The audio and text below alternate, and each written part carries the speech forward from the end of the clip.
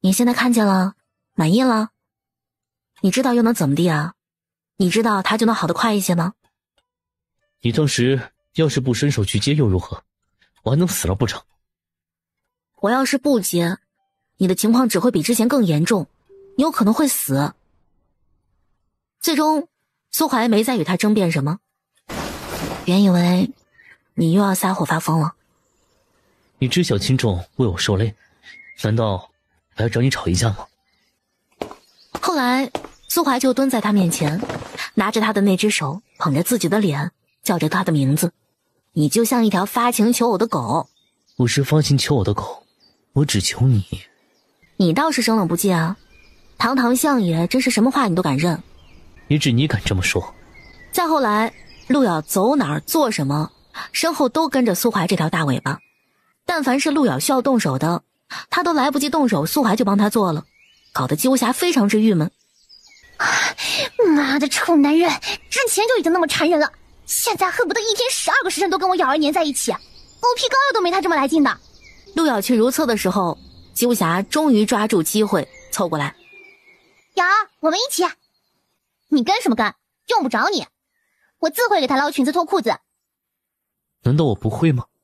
我谢谢你们啊，我自己也会。你跟什么跟？用不着你，我自会给他捞裙子脱裤子。难道我不会吗？我谢谢你们啊，我自己也会。然后就转头往那边去了。姬无暇连忙抬脚跟上。瑶儿，你等等我。自打薛胜说苏怀可以动用功力运气调息之后，他恢复的情况是一天比一天肉眼可见的好转。伤口结痂之后，连绷带都不用再缠，只要他动作幅度不过大，基本无碍。成了，再待3-5月后，时机成熟，再将坏死的毒根剥离出来就行了。这期间痛是痛点，实在痛得不能忍的话，就叫我徒儿给你弄点止疼药吃。多谢师傅，这3-5月里有什么限制吗？无他，不过就是眼下还有一些体虚，再养2个月就是了。姬无暇有些犯愁，他上山打猎也打了，药谷里溜达也溜达了，这些天过去还不见人回来。蓬莱离这里岂止千里啊，便是知我三师傅在回来途中，是这1-2天就能到得了的嘛。那我还要等多久啊？便是再等10天半个月也不足为奇啊。唉，那我可在这儿待不住了，我得出去找事做。等你三师傅回来，你再第一时间通知我。相爷也会铺床？我不会，你还站在那里做什么？还不快来教我？陆遥进屋来，他却不让他上手，只让他动口说该怎么弄。这些说起来简单，明眼人一看就知道该怎么做，还需要我说吗？我喜欢你对我指手画脚。相爷莫不是个受虐狂？而后陆遥先叫他铺床褥，再铺床单，看着他将床榻铺得整整齐齐，大抵他真是太闲了，将一丝一毫的褶皱都捋得十分平整。陆遥先一步出门去，将小院里的花都浇过一遍。苏怀随后出来，只见暮色四合，山谷外的天边镀着一层淡淡的霞光，那2分霞色将院里浇水的人影也映衬得绮丽温柔。照你这身体情况，应是再要不了2日便可出谷了，抓紧时间回去做你自己的事儿去。你赶我走？你本就不属于这里，我不赶你走，难不成还留你种田耕地？你呢？我当然是要留下来了。外面世道这么乱，我又这般情况，要是随你回去，不是往人刀口上送吗？等哪天太平些了，我再去寻你也不迟。早年间行渊之名冠行天下，世人皆称其公子世无双。他如今也是。早年间是指早20-30年以前？也就20年前吧。那时我三师父还是少年呢，便是天下最顶级的琴师。而今三师父也不过正值英年，世人对他的评价只有谦虚的，没有夸大其词的。你很喜欢他吗？他是我师父，我不喜欢他，难不成还讨厌他吗？这下狗男人哪儿还散得下去步啊？抓着他就往小院回。他对你如此上心，你一提起他也如此来劲儿，你们朝夕相处，感情深厚是吗？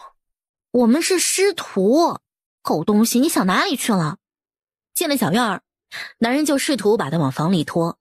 陆遥冷不防嘶了一声，又道：“你这苏怀，我手痛。”狗男人一听，手上力道立马就松了。陆遥连忙往后拉开距离。苏怀回头见他一双桃花眼在月下熠熠生辉，似乎才反应过来，刚刚捉的是他的右手，而他受伤的是左手。什么醋你都吃，自己把自己酸掉牙了，还要找我撒野。他不同。陆瑶吃了吃，早前在靖王那一茬上，你难道不是这样吗？他比云京质子更早名满天下，更胜一筹，我是不是该更紧张一些啊？你以为我对三师傅的喜欢是什么喜欢啊？啊，难不成跟你一样吗？我还不至于以下犯上，欺师灭祖。再者说了，我真要是喜欢我三师傅，早还有你什么事儿啊？不是手痛吗？过来我看看。现在又好多了。时候不早了，洗洗睡吧。然后他就眼见着狗男人转身往他的房间走。你要不还是先回你之前的房间？你不想我跟你睡？这里是药谷，不比外面，还是收敛着点好。还有，你伤还没好，我伤也没好，磕磕碰碰的，不和谐。苏怀看了他两眼，竟然没有与他辩驳两句，就转而回他自己的房间了。这么容易是陆瑶完全没想到的。直到他进屋以后关上了门，又点上了灯，陆瑶回过神来，赶紧也回屋把门关上。他总觉得这狗男人憋着什么坏，可一直警惕到他洗漱完上床就寝都相安无事。后来陆瑶睡了一觉，时至半夜，被窝倏儿一撇，他身子一凉，整个人顿时惊醒。下一刻身上又一沉，就被人压在了身下去。熟悉的气息迎面拂来，陆瑶都来不及说一句话，便被人堵住了唇，像多日不食肉滋味一般，一沾上他的身就要命了。陆瑶被他一番激吻，又紧又深，呼吸率先就乱了。你怎么进来的？撬门进来的。他就知道这狗男人怎么可能轻易被他劝回去啊。你的床是很香。你毒还没解，身体还没好呢，你不要不当回事儿。我都能运真气了，你觉得还不能跟你好吗？苏怀，你这混账东西！你骂我喜欢听你骂。后来随着苏怀的动作，陆瑶时不时的颤一颤。他终是男人，又要蹭他。那一刻陆瑶有些窒息，却所有感官里都是淋漓尽致的快意。他本能的抬腰缠了上去，紧紧抱住他的头，一时有些分不清自己身在何地。苏怀是恨不得一口一口将他吞下，他舔咬的有力而不痛，却足以让陆瑶遍体生麻。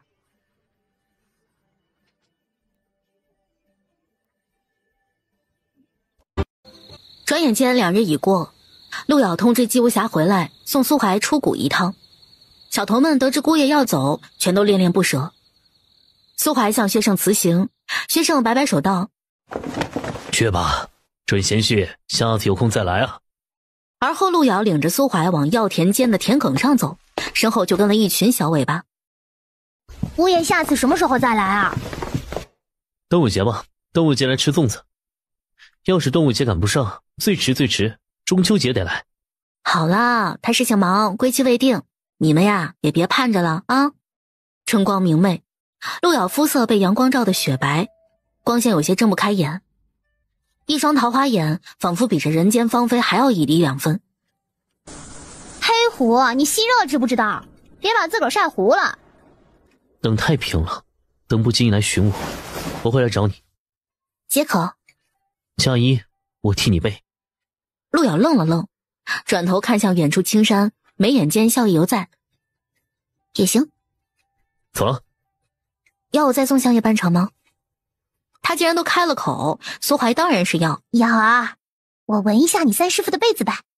往常你都骂奸佞不要脸，你脸呢？忙活这半天，一点甜头都不给吗？不行。哼，我猜三师傅不是明天，肯定就是后天，必回。没过2日后，这日午后，一辆马车缓缓驶进了山谷。瑶儿回来了。陆瑶同姬无暇出门去看，果真，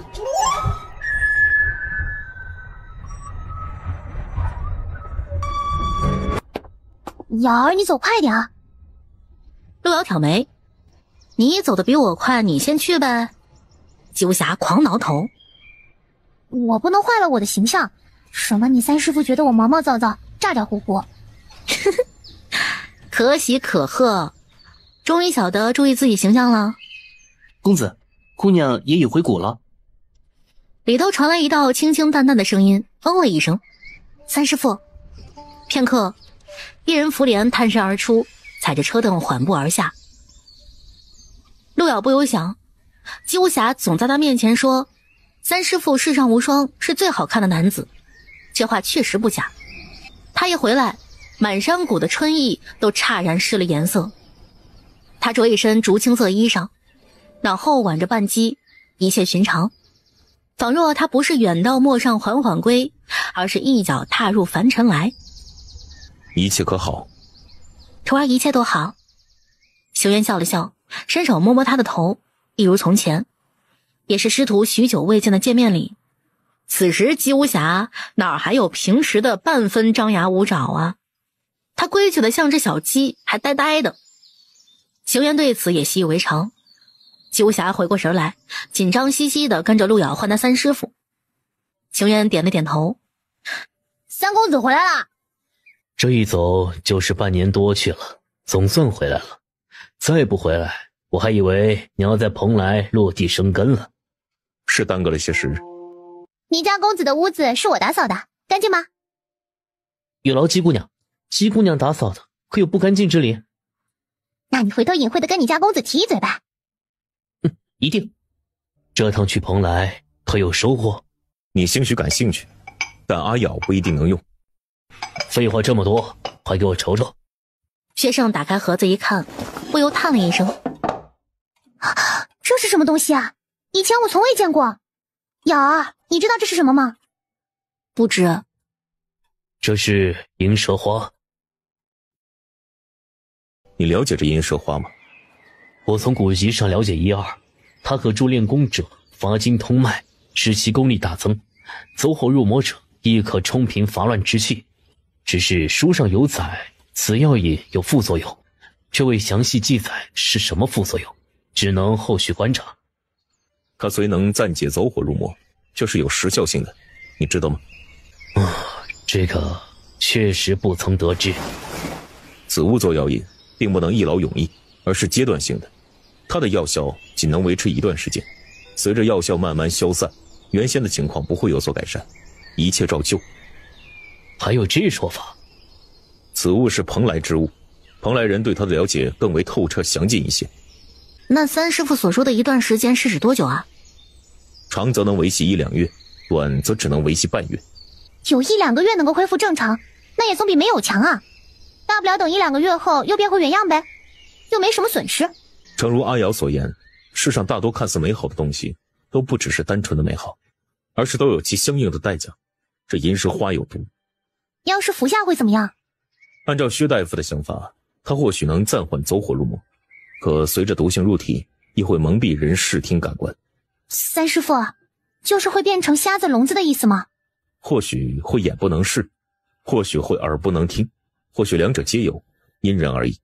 更有甚者会失去味觉嗅觉，这些都是不可预测的。恢复功力的同时，真要是瞎了聋了，那恢复来有何用？咱们习武的最重要的就是看和听，好吧？啊，我还以为你此行回来会有点转机呢。得，经你这么一说，还有个啥好说的？这东西珍贵是珍贵，只是眼下没有万全的把握，还不能拿它做药引用。也罢，还是等我再钻研钻研再说吧。薛胜起身去把这宝贝仔细存放，邢渊则也起身回自己院落。门前的光淬在他身上，宛如松下月、月下霜一般，清淡又柔和。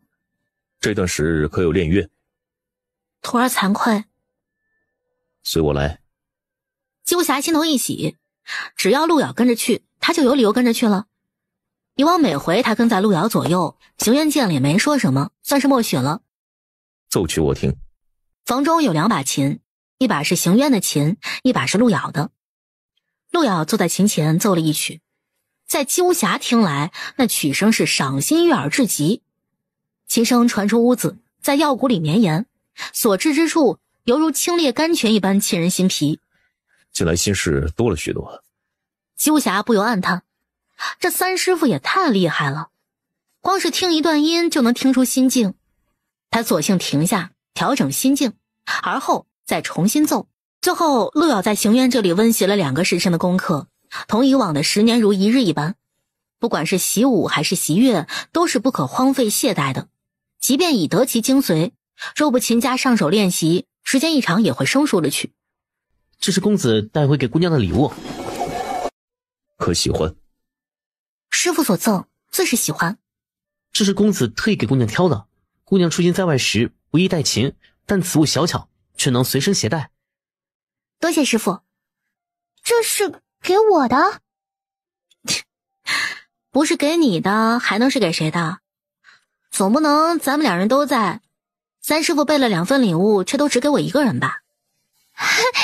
也是，要是都给你的话，肯定就偷偷给你了。鸠侠看了看手里的匕首，简直欣喜若狂。所以这个真的是给我的。瑶儿，你真是我的福相，沾了你的光，我也有你三师父送的礼物。谢谢三师父。说罢就大笑着一溜烟跑远了。手怎么了？他之前便看见了，他手上有斑痕，甚是显眼。哦，之前不慎烫着了。什么不慎烫的这么严重？你离谷太久了，谷里有了新鲜事，你也不知。有何新鲜事？徒儿长大了。他之前没长大吗？那不一样。我的意思是，徒儿终归是个姑娘家，姑娘家到了嫁人的年纪了。徒儿有意中人了。这话一出，行渊的筷子便顿了一顿。行渊继续用饭，后来饭桌上再无一人说话，整个过程安静的有些憋闷，谁都不知道他得知此事以后到底是高兴还是不高兴。你小子就不表个态吗？表什么态？我若不同意，此事就作罢了吗？薛胜一时答不上来，陆瑶和鸠侠也闷不作声，行渊便转身走掉了。三师父这是不同意啊？他总归是没见到人，等见到人了，说不定就不是这个态度。不急，往后有的是机会。陆瑶心想，等见到了人，就苏怀那抢着戴绿帽子的性子，说不定他三师父态度还更差一些。瑶儿，你先回吧，我今晚吃太饱，随处走走些，你别管我，回去吧啊！别扰了三师父清静。我又不去偷看他，我就是走走。陆瑶晓得他盼了这么久，也晓得他可以对所有人胡来，唯有对药谷里的长辈和小辈们敬爱有加。鸠侠在附近胡乱走了一圈，鬼使神差的就摸去了行渊的院子里。顺便再看看三师父在干什么。就看一眼，看完关窗就走。只是鸠侠刚躲身在窗边，还没来得及探头往里看，彼时行渊坐在案前拿布巾试弦，试完后随手放在那弦上，手儿指尖一挑，一声琴乍然而现，琴声霎时荡出室外，回旋于山谷。顷刻间仿若山泉无声，万物静止。陆瑶在自己院子里用银签拨了拨灯芯，闻声顿了顿。薛胜一时精神一振，三公子的琴好生吓人。鸠侠离得最近，他在窗外何尝不是心神俱震呢？别说山谷里的飞禽走兽，毫无基础的小童们，就是他有功力护体，也觉得摄人心魄。三师父的琴，和煦时如同仙乐，迅疾时如同雷霆，简直到了登峰造极的地步。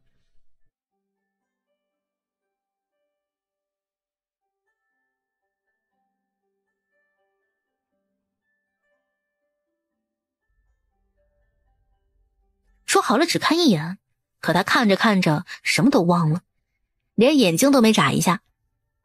只要没眨眼，应该也算是一眼吧。鸠侠平时隐蔽工作做得很好，只要他不想让谁发现，旁人就轻易发现不了。不过这一点在行渊这儿完全不奏效，眼下就连阿随都发现他了。当行渊指尖拨着几弦尾音，忽然抬起头来，目光直看着窗边，冷不防与鸠侠四目相对时，鸠侠犹如遭闪电过体，从头皮麻到脚心。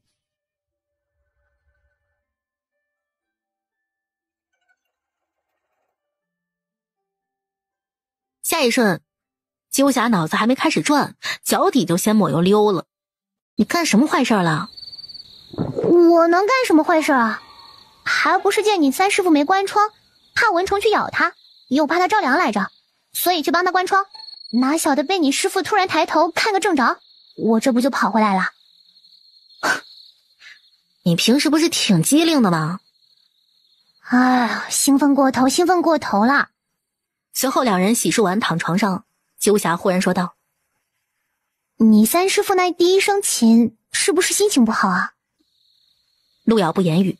姬无暇又道：是不是你跟狗贼的事没有第一时间告诉他，所以他生气了呀？不过要换作是我也生气。好不容易交个徒儿吧，出门一趟，徒儿竟然被人给拐了。要是我得知我女儿跟个男人在一起了，我也怒血上头，恨不得把那狗畜生给杀了。女儿？正所谓一日为师，终身为父嘛。对你三师傅来说，可不就把你当女儿？哼，你这发散思维，委实无懈可击。路遥的手已经开始用祛疤的药膏了。白天他在薛胜这儿抹药的时候，不想行渊过来了，他起身相迎。行渊让他坐下，他几步走过来，脸衣亦在他身旁落座，看了看他手一眼，然后朝路遥伸手。路遥顿了顿，就把手里的木片递给他：三师傅，我自己也行。是什么样的人，竟让你动了心，还把自己伤成这样？就一普通人。那你中意他什么？中意他普通吗？路遥突然明白，昨晚三师傅大概生气，正如当日他伤手之时，二师傅吼他时的心境差不多吧。也没有那么普通，我看也是一表人才，谈吐不凡，还过得去。你见过了？上回徒儿带回来给他解毒疗伤，也就前不久的事儿。你还给他解毒了？徒儿的宝贝疙瘩，徒儿求我施救，那我能不救吗？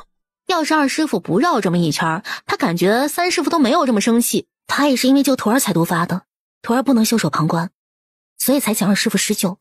这厢凌霄自打离开南怀以后，一路去往那镜花明月湖。镜花明月湖，湖如其名，如镜中花，一行如月。他并非留恋着人间美景，只是想多记住一些，将某个人的份儿一起看了。此生不能天地同在，逍遥四方，他也不再强求，只是将来若说起这个地方，他多看两眼，至少有能说到的。这江湖上的事儿，孰是孰非，谁又说得准呢？你看那些江湖大派，皆是仁义凛然，而那些江湖上的大魔头，皆是十恶不赦。可当真是这样吗？只不过是因为哪方人多嘴多，由得他说。我就知道一件事儿，当年的江湖大魔头凌霄，各大门派为了剿他，汇聚在一起，排兵布阵，设下陷阱。看见他们为了把魔头诛灭，无所不用其极啊！什么正义仁善都不值得一提，为了达到目的呢，甚至是卑鄙阴险。哦，兄台竟知道的这般详尽。那可不，当年我就在场，当时是个门中的小卒，亲眼观了那场大杀。详情到底如何？凌霄哪有传言的十恶不赦呀？他只是为寻一人罢了。寻谁？好像是寻一横派的兵人叶藏，不知你们听说过没有？那叶藏曾与他在衡山之巅大战了3天3夜，是唯一打败他的人。是有这回事儿。而那叶藏是名女子，而凌霄呢，爱慕那女子。自古英雄难过美人关，魔头也不能幸免。可一横派掌门呢，得知此事以后呢，召叶藏回门派，叶藏就此人间蒸发，不知身在何处。一横派掌门一口咬定说叶藏已经离开门派，凌霄呢也不是大开杀戒的，只是为了到处寻找他的踪迹。后来呢？后来江湖各大门派就联合起来，在凌霄出没的莲花镇布下天罗地网，处处要置他于死地。那时凌霄为了寻人，已经走火入魔了，他们耍了阴招，诓骗了他，说得到叶藏下落，诱他入杀阵之中，才将那魔头重伤。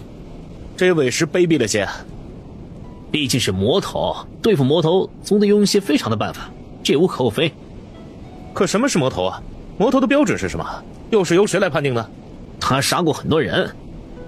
那总没有战场上的将军杀的人多啊。他不是无缘无故就大开杀戒之人。起初各派围攻之时，他并没有乱杀人，只是将他们打倒。可后来他们骗他，重伤他，他方才开始致命反击，最后才变成了一个杀人不眨眼的大魔头。凌霄喝着酒，仿佛也听得入了神。桌上的饭菜再也没动一块。好歹也是当年轰动江湖的大事儿，眼下大家全当听个热闹。于是乎，大堂上又闹哄哄的，大家伙开着玩笑，把酒言欢，不在话下。江湖上多的道貌岸然、衣冠禽兽之辈，尔等也不过是见了冰山一角，可我却是见得个透透彻彻。你们说的魔头凌霄，我没见过，可我见过他的女人。我见过女人叶藏，那真是个可怜的女人。前辈当年真见过叶藏，在哪里见到的？他人在何处？为何凌霄到处都找不到他？想找到他？他永远都找不到他，这是为何？因为他被他的掌门骗去了全天下封锁最严密的地方，他被封锁在那里，周身都套着锁链，像锁一头野兽一样。这不可能吧？你是不是胡编乱造骗我们的？我骗谁？谁又骗我？到底怎么回事啊？你赶紧说呀！掌门骗他说，他走火入魔，杀害不少门中弟子，叫他在那里闭门思过。他果真就信了，心甘情愿的被锁着，在那面壁思过。他那掌门说什么他都信，傻不傻呀？你说他傻不傻？你是不懂这兵人的含义。所谓兵人，便是门中最厉害的兵器，他不该有自己的意识和想法，他唯一能做的就是绝对服从掌门的命令，歼灭敌人，按照门派培养兵人的理念。他不与外界接触，他不懂得人心诡谲善恶，门派让他了解的正义即是正义，他绝对忠诚，掌门说他错，他定是会认为自己错的。说起来也是个可怜之人呐。后来他想出去，他说他要去赴一个很重要的约，莫不就是去寻那魔头凌霄？可他把自己折腾的伤痕累累，屡试屡败，屡败屡试，都没能出得去。他坐在窗下一动未动，仿佛连呼吸都静止了去，俨然一座雕塑一般。叶藏可是打败过凌霄的人啊，他的武功在江湖上恐怕无人能敌。他真要是想走，谁能拦得住啊？你忘了他先前说的，他被锁起来了，浑身都套着锁链子。不光是锁链，那个地方到处都是精密的牢固机关，那里有世代研习机关术的术师负责改造机关。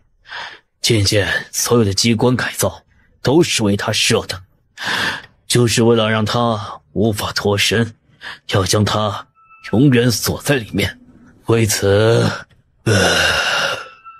他遍体鳞伤，瞎了双眼，被穿过琵琶骨，也被机关磁神铁钉穿过手脚。窗下那个一动不动的雕塑，周身仿佛凝了一层冰冷的血光。每年的8月15，他都要发一次疯。他只说他要去赴约，只可惜每年他都失败了，除去那一天，一年的其他时间，他便像被抽干了力气，只顾在墙上凿痕，记着时日，等待着来年。这日复一日，年复一年。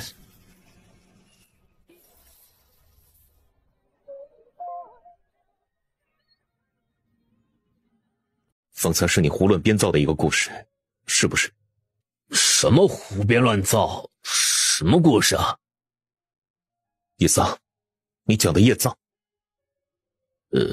叶藏，他惨得很，他被关在那暗无天日的地方，永远都出不去。那要让你失望了，他没在你说的地方，他也没像你说的被锁起来，他逍遥世间自在的很。他还觅得良人，待他呵护备至，陪他游历四方。那你说的一定不是业障。我走的时候，他被锁在里面，眼睛都瞎了，武功也被玄铁废了。他要是能出来，当我漠视机关术都是玩嘛。他那副样子，不可能还出得来。我以我性命担保，他一定是业障。他念着的人就叫凌霄，我在里面寻了无数遍，耳朵都听出茧子了。到底哪个是真，哪个是假？哪个在哄他，又哪个在骗他？在哪儿？他被锁在哪儿？全天下封锁最严密的地方，就是那重重的宫城啊；最机关算尽的地方，就是那藏宝阁。苏怀忙完了事务，将将回府，却在自己府门中遇袭，来者如漏夜前锋，让人察觉不到一丝一毫他本来的气息。别说见真见双了，就连苏怀都无所察觉。两道黑影在夜色里颤抖，方位变幻莫测。凌霄前辈这么快就从明月湖回来了，我还以为这来去一趟不赶时间的话，至少得大半年了。你胆敢骗我？你到底是不是业藏徒弟？可你使的又确确实实是他的招法。我是他徒弟。那我再问你一次，他在哪儿？前辈是从哪里听说了什么吗？他没有去游历四海，是不是？他也没有觅得良人，是不是？他甚至没能出得去，被锁起来暗无天日，是也不是？他被关在了藏宝阁，我去寻了，寻不见他。听说有座藏宝阁塌了，你说他现在到底在哪儿？苏怀被他扼住脖子说不出话。凌霄也意识到了这一点，松了手。你说他在哪儿？我现在便要见他。苏怀看着他眼底的疯狂和绝望之色，好像自己也曾心有体会过，心里支撑着他的东西将要塌了。如今他有些明白了陆遥的用意，眼下他是真切地感受到，如果凌霄知道了全部，心里最后一点信念和希望都崩塌了，那他真的撑不下去了。这个男人曾是陆遥仰仗着的光。他当真云游去了？你还敢骗我？有前辈与我师父的信物为证，又有你徒弟与我为证，怎么骗？前辈若不信，我即刻去信，换马送信不过数日，行程若快，回来也不过10天半月。前辈再等过些日子，且看我师父是否愿意相见，如何？当真？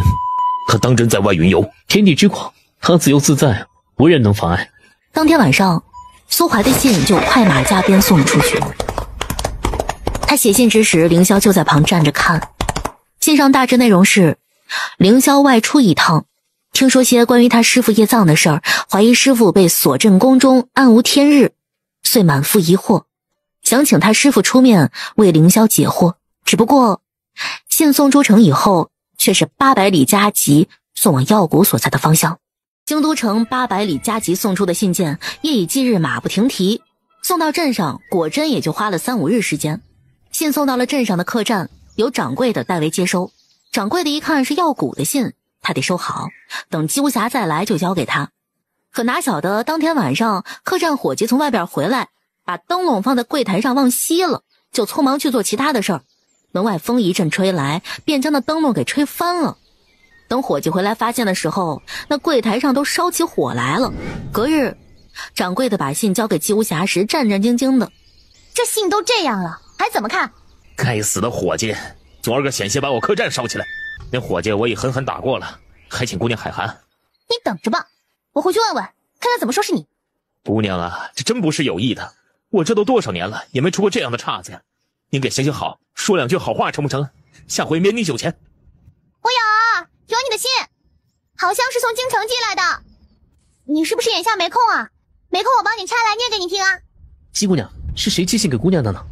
那你们姑娘相识的人可多了，虽然没我多吧，不过也要拆开了看看才知道是谁写的。陆遥从薛胜那儿出来，拉着姬无暇回自己的院里。信呢？这信可能有点他自己的坎坷命运，瑶儿你也得接受哈。陆遥一看就沉默了，信封上的字迹还糊了，这信怎么看啊？要不打开看看？从京城寄来的，多半是狗贼寄的。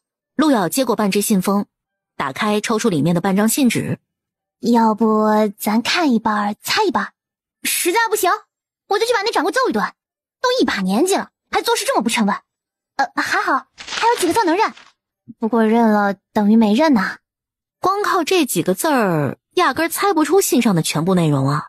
不过陆遥看出是苏怀的笔锋，他在信上提了他师父凌霄。他仔细看了又看，试图多认出几个字儿，却实在拼凑不出完整的信息了。他好端端的替凌霄师傅做事，是不是凌霄师傅去监里找他了？这个我问谁啊？那你要不要也去监里找他呀？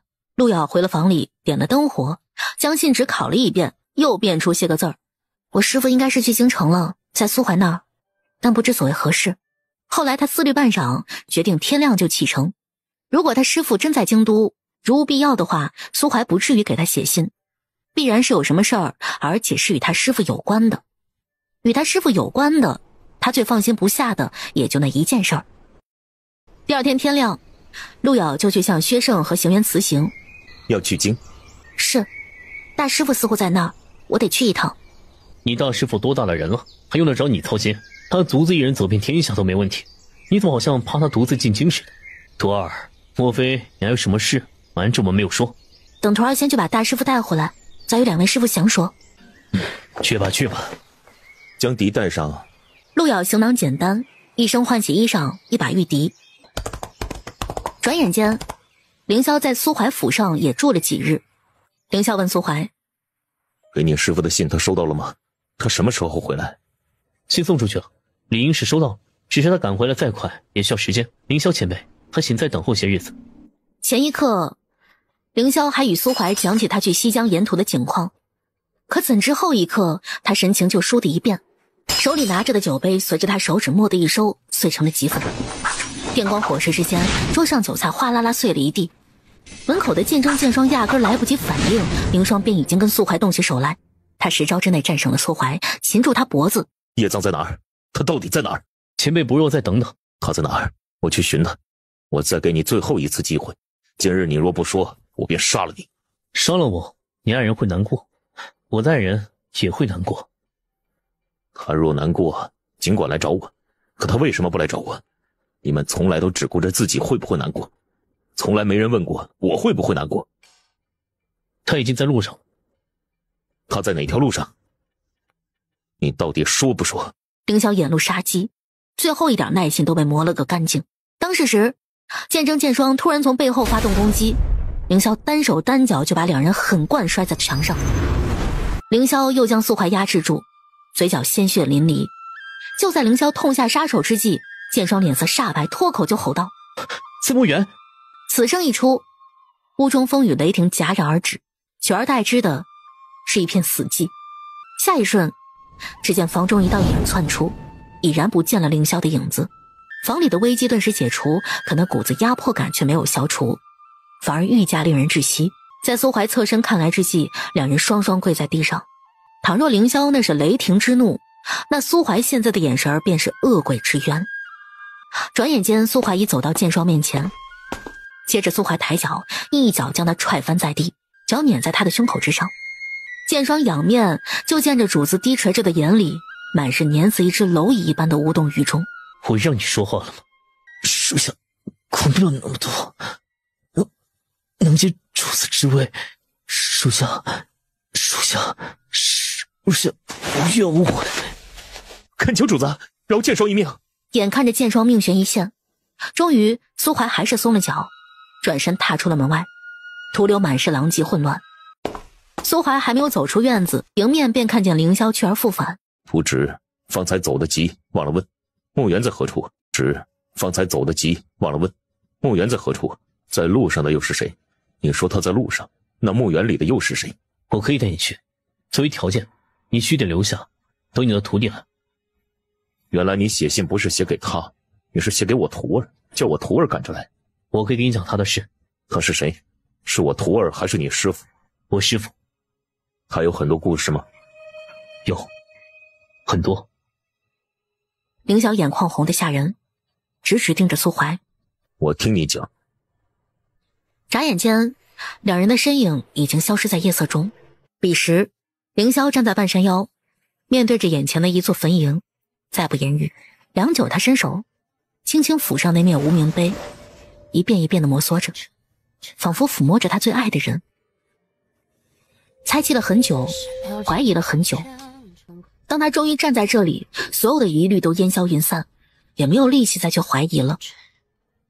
冥冥之中就是有种感觉，他终于找到他了。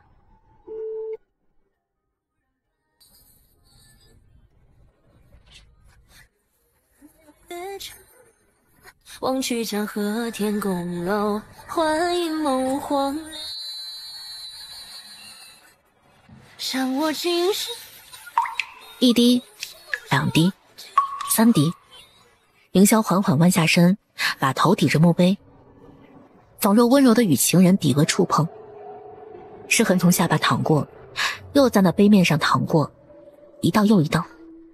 后来凌霄身体紧绷着，终于压制不住，张口涌出一大口血，洒在那墓碑上，滚烫刺红。你的故事从哪里开始？从开始的时候开始，到哪里结束？到他来的时候结束。凌霄明白，苏怀是在等他的徒儿来，所以要用故事把他套住。可这是我的故事，不是你们的故事。凌霄终究是没能等下去。他听苏怀讲了一些，他要走的时候，苏怀却拦他不住。前辈想食言，食言又何妨？我是魔头。那日苍白月光下，他扬长而去。彼时，陆遥和姬无暇还在去往京都的路途，还没到京城，陆遥就又收到了一封信。然陆遥看过信之后，神色立马就变了，当即勒马掉头便狂奔。姬无暇不明所以，赶紧驱马去追。瑶儿，咱们不去京城了吗？两人快马加鞭，日夜兼程的赶路。药谷，一只鸽子飞进药谷，稳稳停靠在小院里。公子出事了！今日出谷。转眼间，由义衡派主持的武林大会如期展开了。可后来武林大会开始还没多久，各大门派正侃侃而谈，这时有人上气不接下气的从山下跑上来，神情无比慌乱。不好了，有人杀上山来了！江湖之众听闻，无不循声看去。今儿个是武林大会，但凡江湖同道，皆能自由上山来，何须用得着杀上山来？你说的却是何人杀上山来？是，他说他是凌霄，他是魔头凌霄啊！魔头凌霄，这是个多少年没在江湖上响过的名字了。休得胡言，究竟怎么回事？这真的是真的，他自己亲口说的。20年匆匆晃眼一波，好歹也曾与诸位一同浴血奋战，这就忘了林某了吗？但林某可还记得诸位？别来无恙否？那声音浑厚，穿透力极强，像是从遥远的地方传来，又像是近在耳边，震得人耳膜汩汩生疼。是凌霄的声音。不管他是与不是，光是传音就能有这般功力，已足够叫人胆寒。魔头凌霄，今日乃我武林正道齐聚共商大祭之，而岂敢公然擅闯？你武林正道与我无关，今日来有一事要解决。叶藏被你当兵人武器，被你生囚20年，你心可安？当年他到处找叶藏的下落，西横派都说叶藏下落不明，所以才引发了一场血雨腥风，死伤无数。却原来居然是叶横派自己把人藏了起来。囚了20年，是真的假的？一派胡言！他自知与你这魔头为伍，无颜面试，所以隐匿踪迹，你将我门中弟子误入歧途。如今你还有脸在这说？如今凌霄重出江湖，他又是怎么知道的？到底是谁告诉他的？今日你既然敢来，那就别怪我武林同盟出魔未到，大家齐心协力，共诛魔头。起初各门各派全副戒备，但是却没有哪个敢轻举妄动。第一个冲上去的弟子都没能出招，就被凌霄捏断了脖子。他像个罗刹，无人能阻止他脚步。凌霄一步一步走，一边想，原来那个酒鬼没有骗他，他说的都是真的，没有什么云游四海逍遥自在。他的姑娘从来都没有拥有过自由，他所有的只是永无天日的囚锁禁锢。他从未想要誓约，他也念着他，念着他，如同他想念着他一般。他为了挣脱枷锁与他相见，一次又一次的拼尽全力，而他却天涯海角满世界的寻他。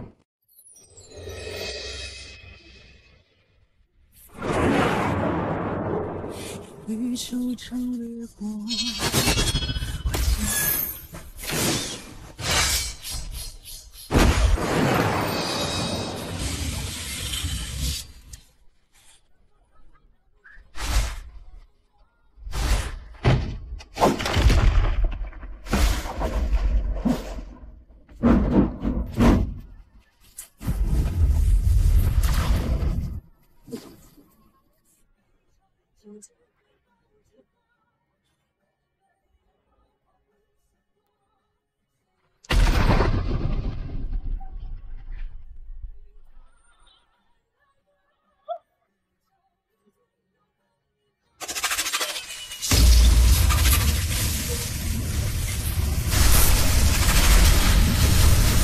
掌门先前就吩咐门中弟子即刻上后山请一人来。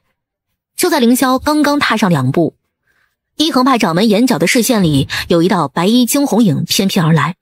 那白衣影转瞬便掠至凌霄身前，手里利剑寒光一现，与凌霄打个满招。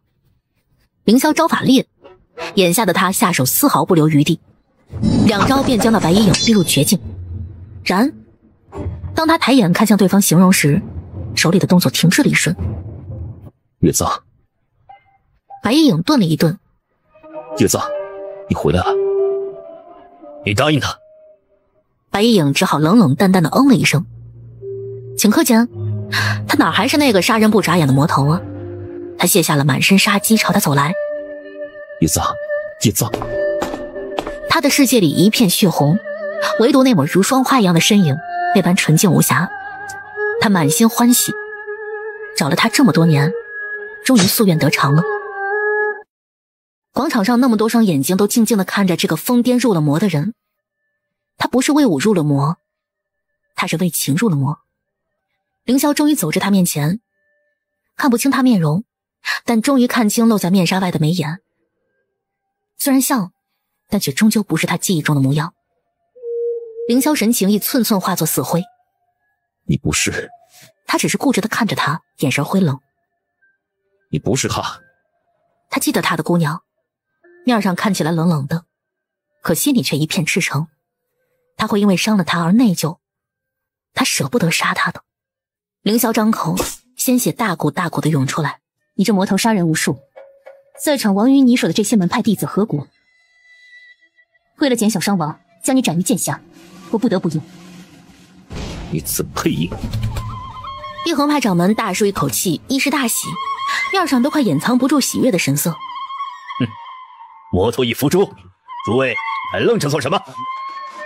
各门各派反应过来，全都围了上去，将包围圈越缩越小，越缩越小，直至最后将凌霄困于方丈之间。陆遥翻身下马，卯足劲儿往山上跑。正当他使出全力时，姬无暇的轻功都慢他一步。他心急如焚，这10几20年来，姬无暇从未见过他如此模样，他怎会不着急呢？那是他师父，是救他于炼狱火海，免他于人间疾苦，抚养他长大成人的师父。姬无暇心下一凛，他们还是来慢了一步。这般情况，山上多半已经出事儿了。陆遥一言不发，如山间的风，所至之处只余下薄雾茫茫，而顷刻他人已走远。当陆遥卯足一口气儿登上最后一级台阶，堪堪一抬头，焦灼的目光还来不及去寻他师父的影子，猛地就看见那广场上周遭一片血色，一重又一重的人将广场中央很小的一个地方围拢了来，围得水泄不通，看不见一丝里头的光景。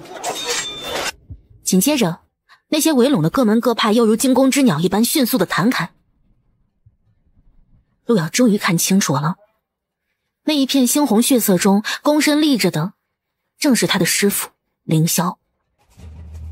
他将贯穿身体的剑一点点拔了出来，鲜血淋漓。周遭的人终是太过忌惮，见他有此举动，吓得纷纷后退。陆遥拔腿就朝那边狂奔去，却看见师父站也站不住，而有的人不死心，眼露狠光，突然从师父空虚的后背一剑刺了过去。陆遥追赶不上，眼睁睁地看着那剑贯穿了师父的身体。陆遥如一缕烟雾一般飞窜而过，却还是只能眼睁睁地看着那群名门正派手里拿着自己的武器，争先恐后的想从他师傅身上剜下一块属于自己的肉来，以彰显自己的千秋功德。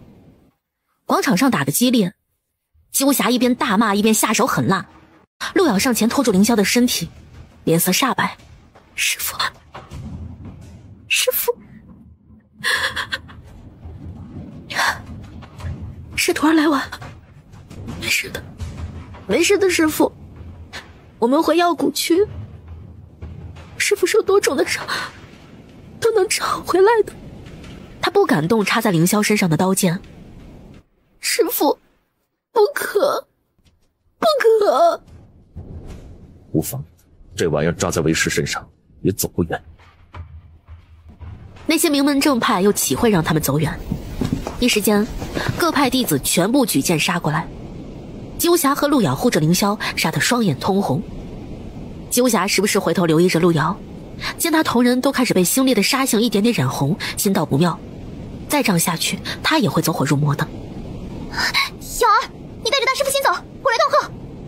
公子，明生师佛姑娘、姬姑娘都在那里。只是他们被围攻，形势很不利。邢渊在最后一级台阶边的石柱边席地而坐，各门派众人正前赴后继的围攻纠缠。倏儿一道琴声荡来，仿若一记重如千钧的鼓钟，猝不及防狠狠敲击在众人心头。那些运气的武林中人忽觉真气也跟着一荡，那琴声旷古绵厚，宛如穿过了山岳，越过了五湖四海，在天地间缓缓而来，却带着一股压倒性的磅礴气势。去接应吧。阿嘴应了声是，立刻抬步往那边走。行愿低着头，一直专注于弦上，仿若世上一切都与他无关。明生师父撑住！掌门，山下来了许多官兵。江湖众人惊了又惊，今日魔头重现，闹得不可收拾也就罢了，怎么官府的人也来凑热闹？朝廷和江湖可向来是井水不犯河水，那些官兵身着铠甲，正如潮水一般涌上来。陆瑶满是鲜血的手颤着，一人走在最后，踩上最后一步石阶，出现在了所有人的视野里。原本今日天气晴朗，说起风就起风了。他携着阴冷的山风而来，身后山景一重又一重，皆笼罩着苍白而厚重的雾气。这狗贼总归是来了。这些官兵的到来，他好似没有任何反应。他只是听他三师父的话，三师父说可以了，他便颤颤地停了下来。给我。姑娘，还是我搀着吧。陆瑶没作声，已然走到了凌霄身前，先哆嗦着手为他吃了好些护心丸，而后一弯身把他背了起来。他背着师父一步一步地往回走。师父，我们回家。经过苏怀身边时，他也没再抬头看一眼，仿若他不曾来过，而他也不曾见过。凌霄这辈子没有让人背过，大抵他也没有想到，最后竟然是自己的徒儿背着他走完这最后一程。师父，你院子里种的花开了，除了那个双兰种子，我就说师父被江湖骗子给骗了吧。那是石头，而是花种啊，石头是不会开花的。我不擅长花草，师父弄来的那些花花草草，还是自己回去照料吧。后来凌霄突然开口，回光返照一般，声音悬浮着：你这逆徒，竟敢哄我！是徒儿不孝，是徒儿不孝。罢了，我总归是找着你师娘了，以后她也不至于再孤孤单单一个人。徒儿，你要记得把我带去她那里。后来他便睡在陆瑶的肩头，再也没有说话。陆瑶一边走着，一边还与他说着话，叫着他师父，就如同他还能听见一般。我路过莲花镇的时候，发现那儿的莲花开了，莲花一直会陆陆续续开到中秋的吧。师父，那镜花明月湖好看吗？师父，师父，师父您醒醒啊！师父，师父您醒醒啊！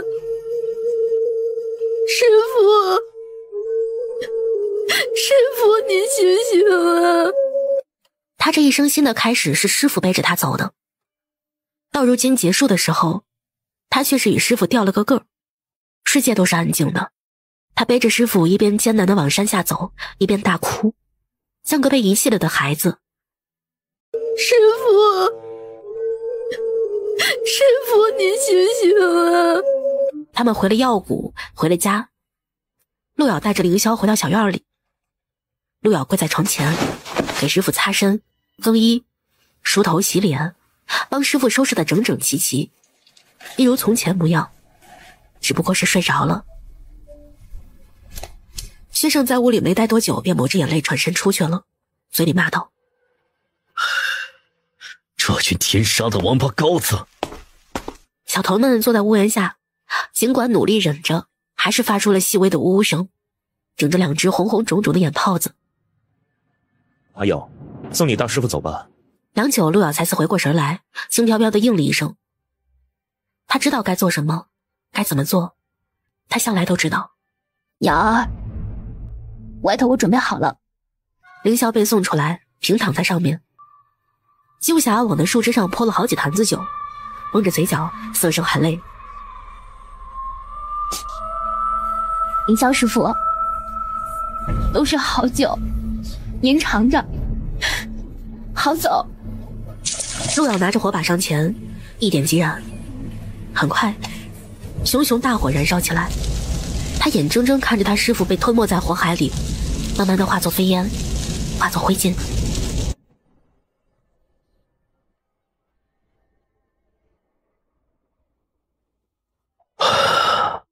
这老小子一生为情所困，早就提醒过他，用情至深能落着个什么好。恍惚间，他还以为是在跟凌霄那老小子对说，最后每每总是他不胜酒力的先醉倒。他仿佛还听见凌霄的大笑声，与他道：学生，就你这点酒量，你还叫他醉兄？喝酒讲个什么输赢？你能喝就多喝点，不能喝就喝少点，喝高兴不就好了？我现在就很高兴，瑶儿，你都没说过话，你说句话吧。说什么？不管说什么，你说就是了。暂时没想起要说什么。对不起，是我没能救下凌霄师傅，对不起。别哭了，你莫不是还想让我安慰你吧？可我现在可能安慰不了你。是我想安慰你，可我不会。走啦，回屋睡觉了。翌日一早，二师傅，上回三师傅带回来的银蛇花，给我用吧。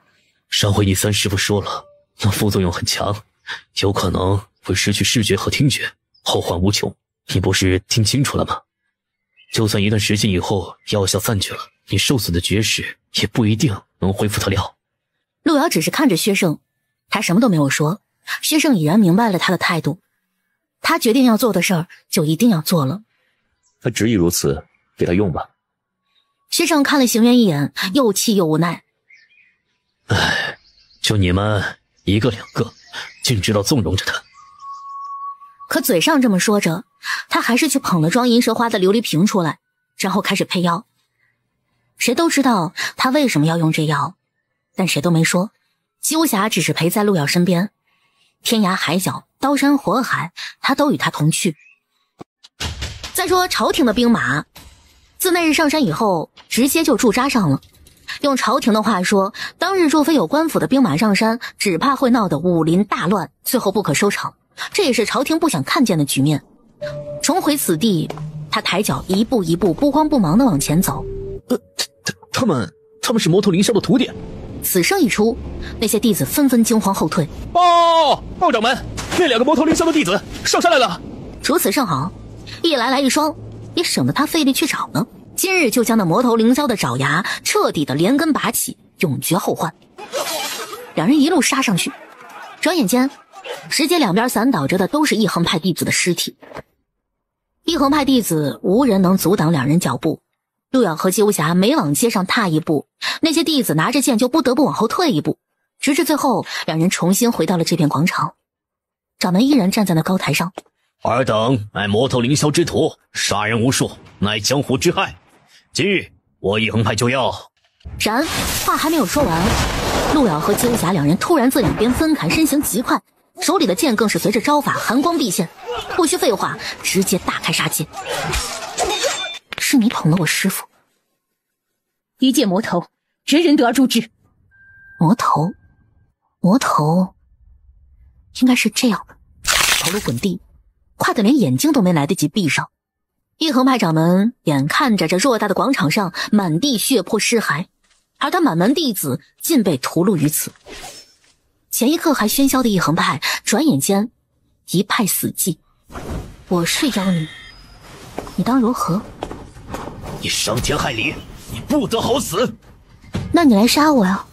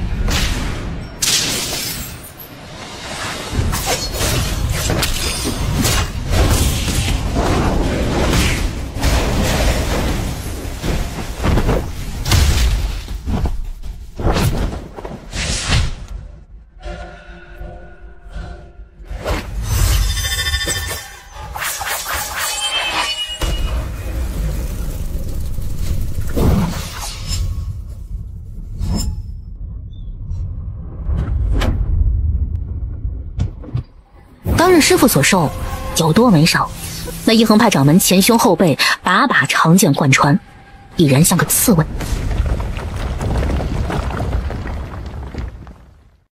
陆遥一言不发，说而他折身就朝侧边攻去，哪还有人？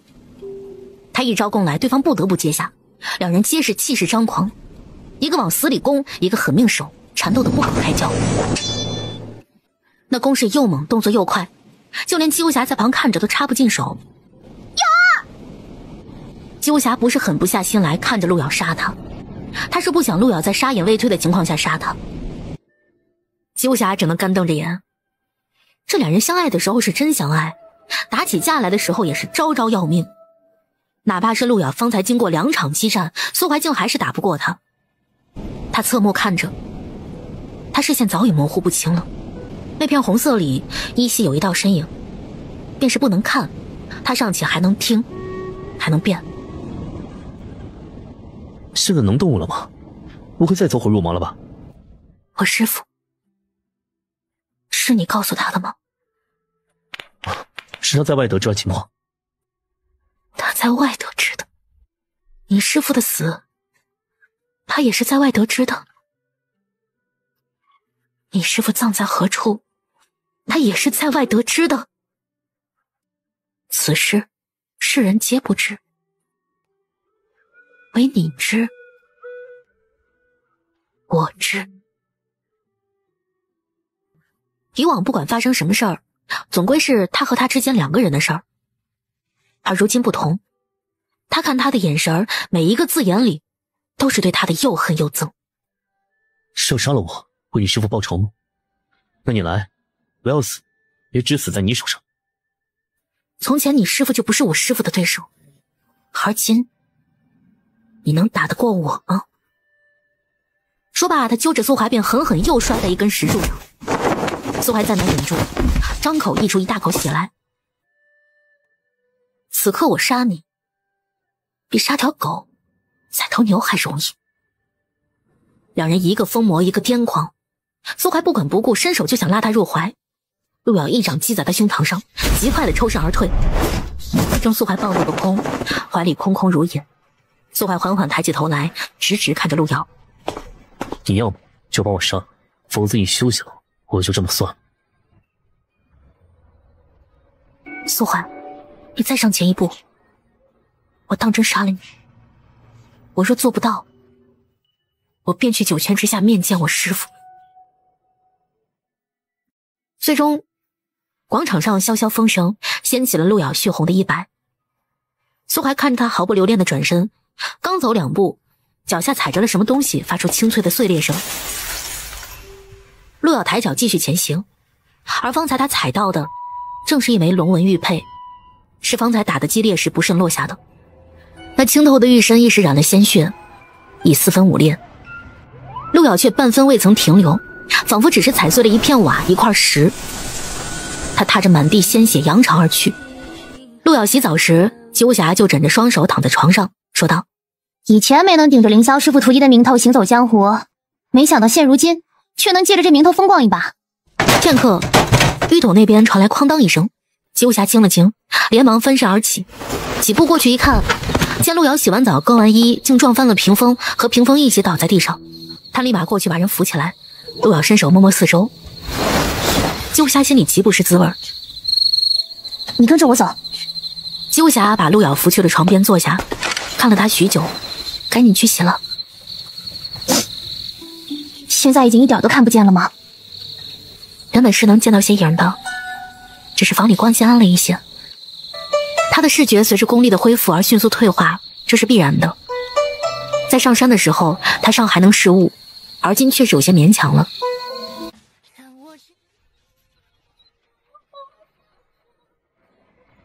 我再去添2盏灯。添灯做甚？晚上不是该睡觉了吗？白天的时候，两人离开了客栈，出行带着斗笠。白天光线明亮，又有鸠霞在旁引导，陆瑶基本行走无碍。江湖上随处可听见一横派被灭派一事，所谓树倒猢狲散，大家讨论的不仅仅是那2个魔头妖女上山杀的有多么的风云变色，还有这些年来一横派所作所为之种种。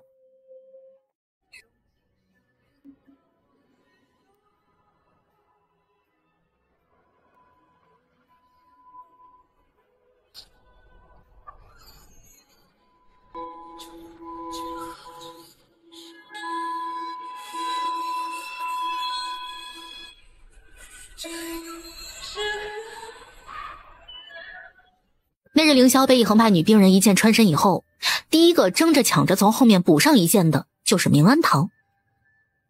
以往陆瑶从不踏入这些武林门派，而今第一次来，就如同进了自家大门一般。彼时明安堂的人甫一看见2个戴斗笠的女子出现，就大惊失色。他手里的剑快极了，即便双眼看不见，但他的剑就是他的眼，剑锋所至，皆一剑毙命，血雾弥漫在空中，荼蘼妖娆。相爷，开剑下令，让各路官兵速速增援。彼时苏怀就坐在那台上的首座太师椅上，单手支着头，目光始终追随着那一道身影，温声道：急什么？还不动手？还在等什么？将你们召来，本就是给他杀，也省得他挨个挨个去找。你堂堂朝廷中人，竟与妖女魔头为伍，而诱我等入此局，你会遭报应。这场血洗厮杀速战速决，到最后整个场地一片死寂。陆瑶觉得耳中着实有些安静，渐渐的周遭的呼吸都淡了下去。这里的莲花开得多了吗？比上回路过时开得多了，颜色深浅不一，粉得很粉，红得很红。陆瑶恍若未闻，鸠霞又道：不过这大片大片的莲花湖，花期可长得很，等你们看见了，咱们再来看一会儿。得到的回应却是陆瑶连唤了2遍鸠霞的名字。鸠霞愣了愣，应道：我在这儿呢，瑶儿，我在这儿呢。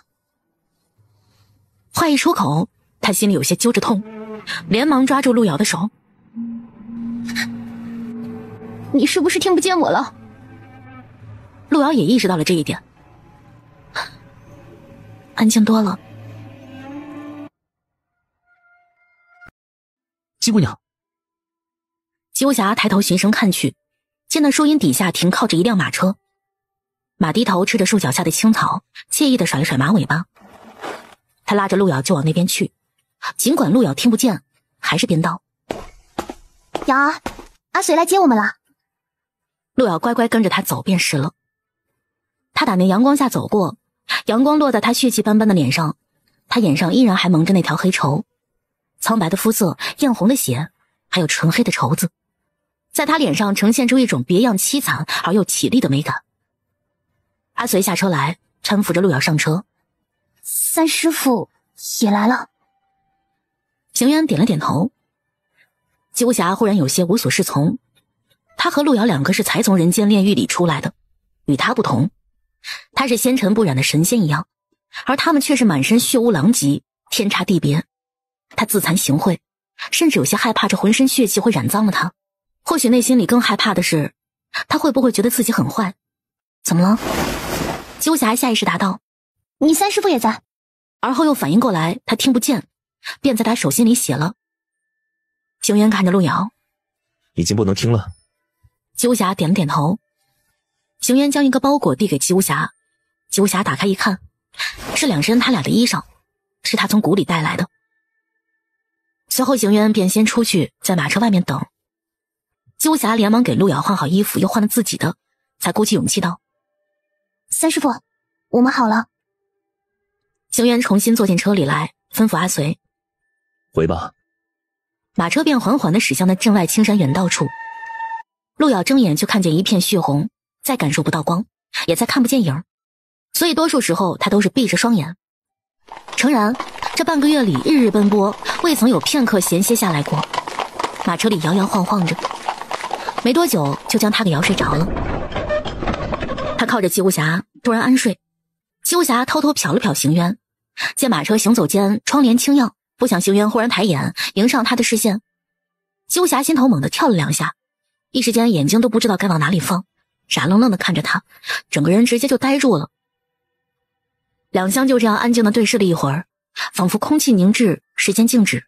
看我怎的？我在看你吗？话一出，姬无暇就想抽自己，他这不是明摆着在看他吗？还有什么好杠的？所幸三师傅没有与他计较。我不是故意顶撞您的。邢渊也十分大度，清清淡淡的嗯了一声，但他眼尾的余光还是忍不住时时留意着他。天黑之前，阿随驾车到了一家客栈，姬无暇扶着陆瑶下车，两人一起上楼回房。阿随，你在吗？我在。姑娘，可是陆姑娘有什么事？我有事就不能叫你吗？当然能。这样，你去给我找个姑娘来。找姑娘干什么？给我上个药。西姑娘受伤了。一点皮肉伤，小意思。我带了药，寻思着不上白不上，上了好的更快些。你赶紧帮我去找人吧。西姑娘请稍等。姬无暇在房里总共没等多久，阿随就来敲门。我问过掌柜了，第2个客栈里入住人不多，基本都是男子，没有姑娘。西姑娘再等一会儿，我叫人去请位大夫。请什么大夫啊？你是生怕别人不知道我受伤了吗？况且这里有女大夫吗？还是这大晚上的，去请大夫的功夫，还不如随便找个人来省事呢。那你来吧。什么？你来帮我啊，反正咱们也认识好多年了，我把你当兄弟，不是外人。阿随吓得连忙后退一步，汗颜道：西姑娘，男女有别。你怎么这么迂腐啊？以往瑶儿给治人的时候，那都是以救人为先，哪管什么男女有别。何况我伤在背上，你就给我弄点药包扎一下便是了。你放心，我不会让你负责的。阿随感觉他要是再不答应，姬无暇就得来把他活生生拖进屋里了。那姬姑娘稍等，容我去准备一下。去吧，赶紧的。不一会儿，阿随就去而复返。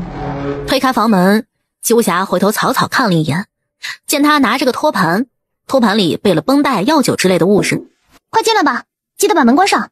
姬无暇将头发拢至胸前，把衣衫一宽，露出半个后背来。你还弄了药酒来啊？那你快点整，整完上药包扎就妥了。这事儿你可千万别告诉瑶儿三师傅啊！行走江湖哪有不挨刀的？你一说了，就显得我不厉害似的。在别人面前丢脸没什么，反正要么他脸皮够厚，要么别人也不认识他。但普天之下，他最不想在其面前丢脸的那个人，就只有邢渊了。他循规蹈矩，时时刻刻都想在他面前保持个好形象。忍着些。这道声音一出，原本还放松的姬无暇突然身躯一震，恍若一道闪电直从他天灵盖劈过，把他劈得个焦焦透透的，身体也绷得紧紧的。他身后的不是阿随，那分明是邢渊的声音。鸠侠满心慌乱，又想要印证自己的猜想，他顾不得痛，转身就试图往身后看。那一刻，另一只手拢过他肩上的衣衫，隔着衣衫料子按住他肩头，说道：“别乱动。”鸠侠十分焦灼，仿佛背上的痛感都消失了不少。身后之人却是有条不紊地给他擦去血水，上药包扎。好了。怎么是三师傅过来？阿随不知怎么处理，故告知了我，药蛊素以治病救人为先。我知道，有劳三师傅。我平时很少受伤的，我平时还是很厉害的，这次只是稍微有点大意而已。所幸伤口不是很深，尚能做上药包扎处理。那多谢三师傅，我可以对三师傅负责的。负什么责？鸠侠想，毕竟三师傅不得已看了他嘛，那他负责也是应该的呀。他本人肯定是愿意负责的，可话一出口，似乎又显得格外轻浮。好生休息。而后他便出门去了。伤都处理好了吗？鸠侠愣了愣，在他手上写道：“瑶儿，你怎么知道？”他知道你和另一个人坐在桌那边，我闻到了药酒和血的味道。嘿，不愧是我瑶儿。伤得可重？不重，就是点点皮外伤。累你同我受这一遭。跟我说这些。飘进红墙，穿困我为的与君游四方。他出现的毫无征兆，就如同尘间的一缕雾，一阵风，说来就会来。苏怀没有第一时间就将他狠狠擒入怀里抱住，也没紧紧抓住他的手腕，他只是稳稳扶着他，动作不重，却足以给他支撑。他低头紧紧地把路遥看着。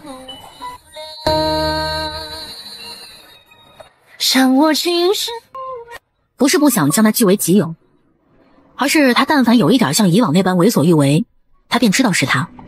邢渊得知此人便是路遥的意中人，只可惜阴差阳错，凌霄自他那儿知晓了叶藏的情况，使得如今这般局面。他便再是路遥的意中人，两人之间也撕开了不可抹平的裂痕。苏怀自然也知道，邢渊之名名冠天下，那是胜过天下绝大多数人的风华绝代。那日山上一会，真是百闻不如一见。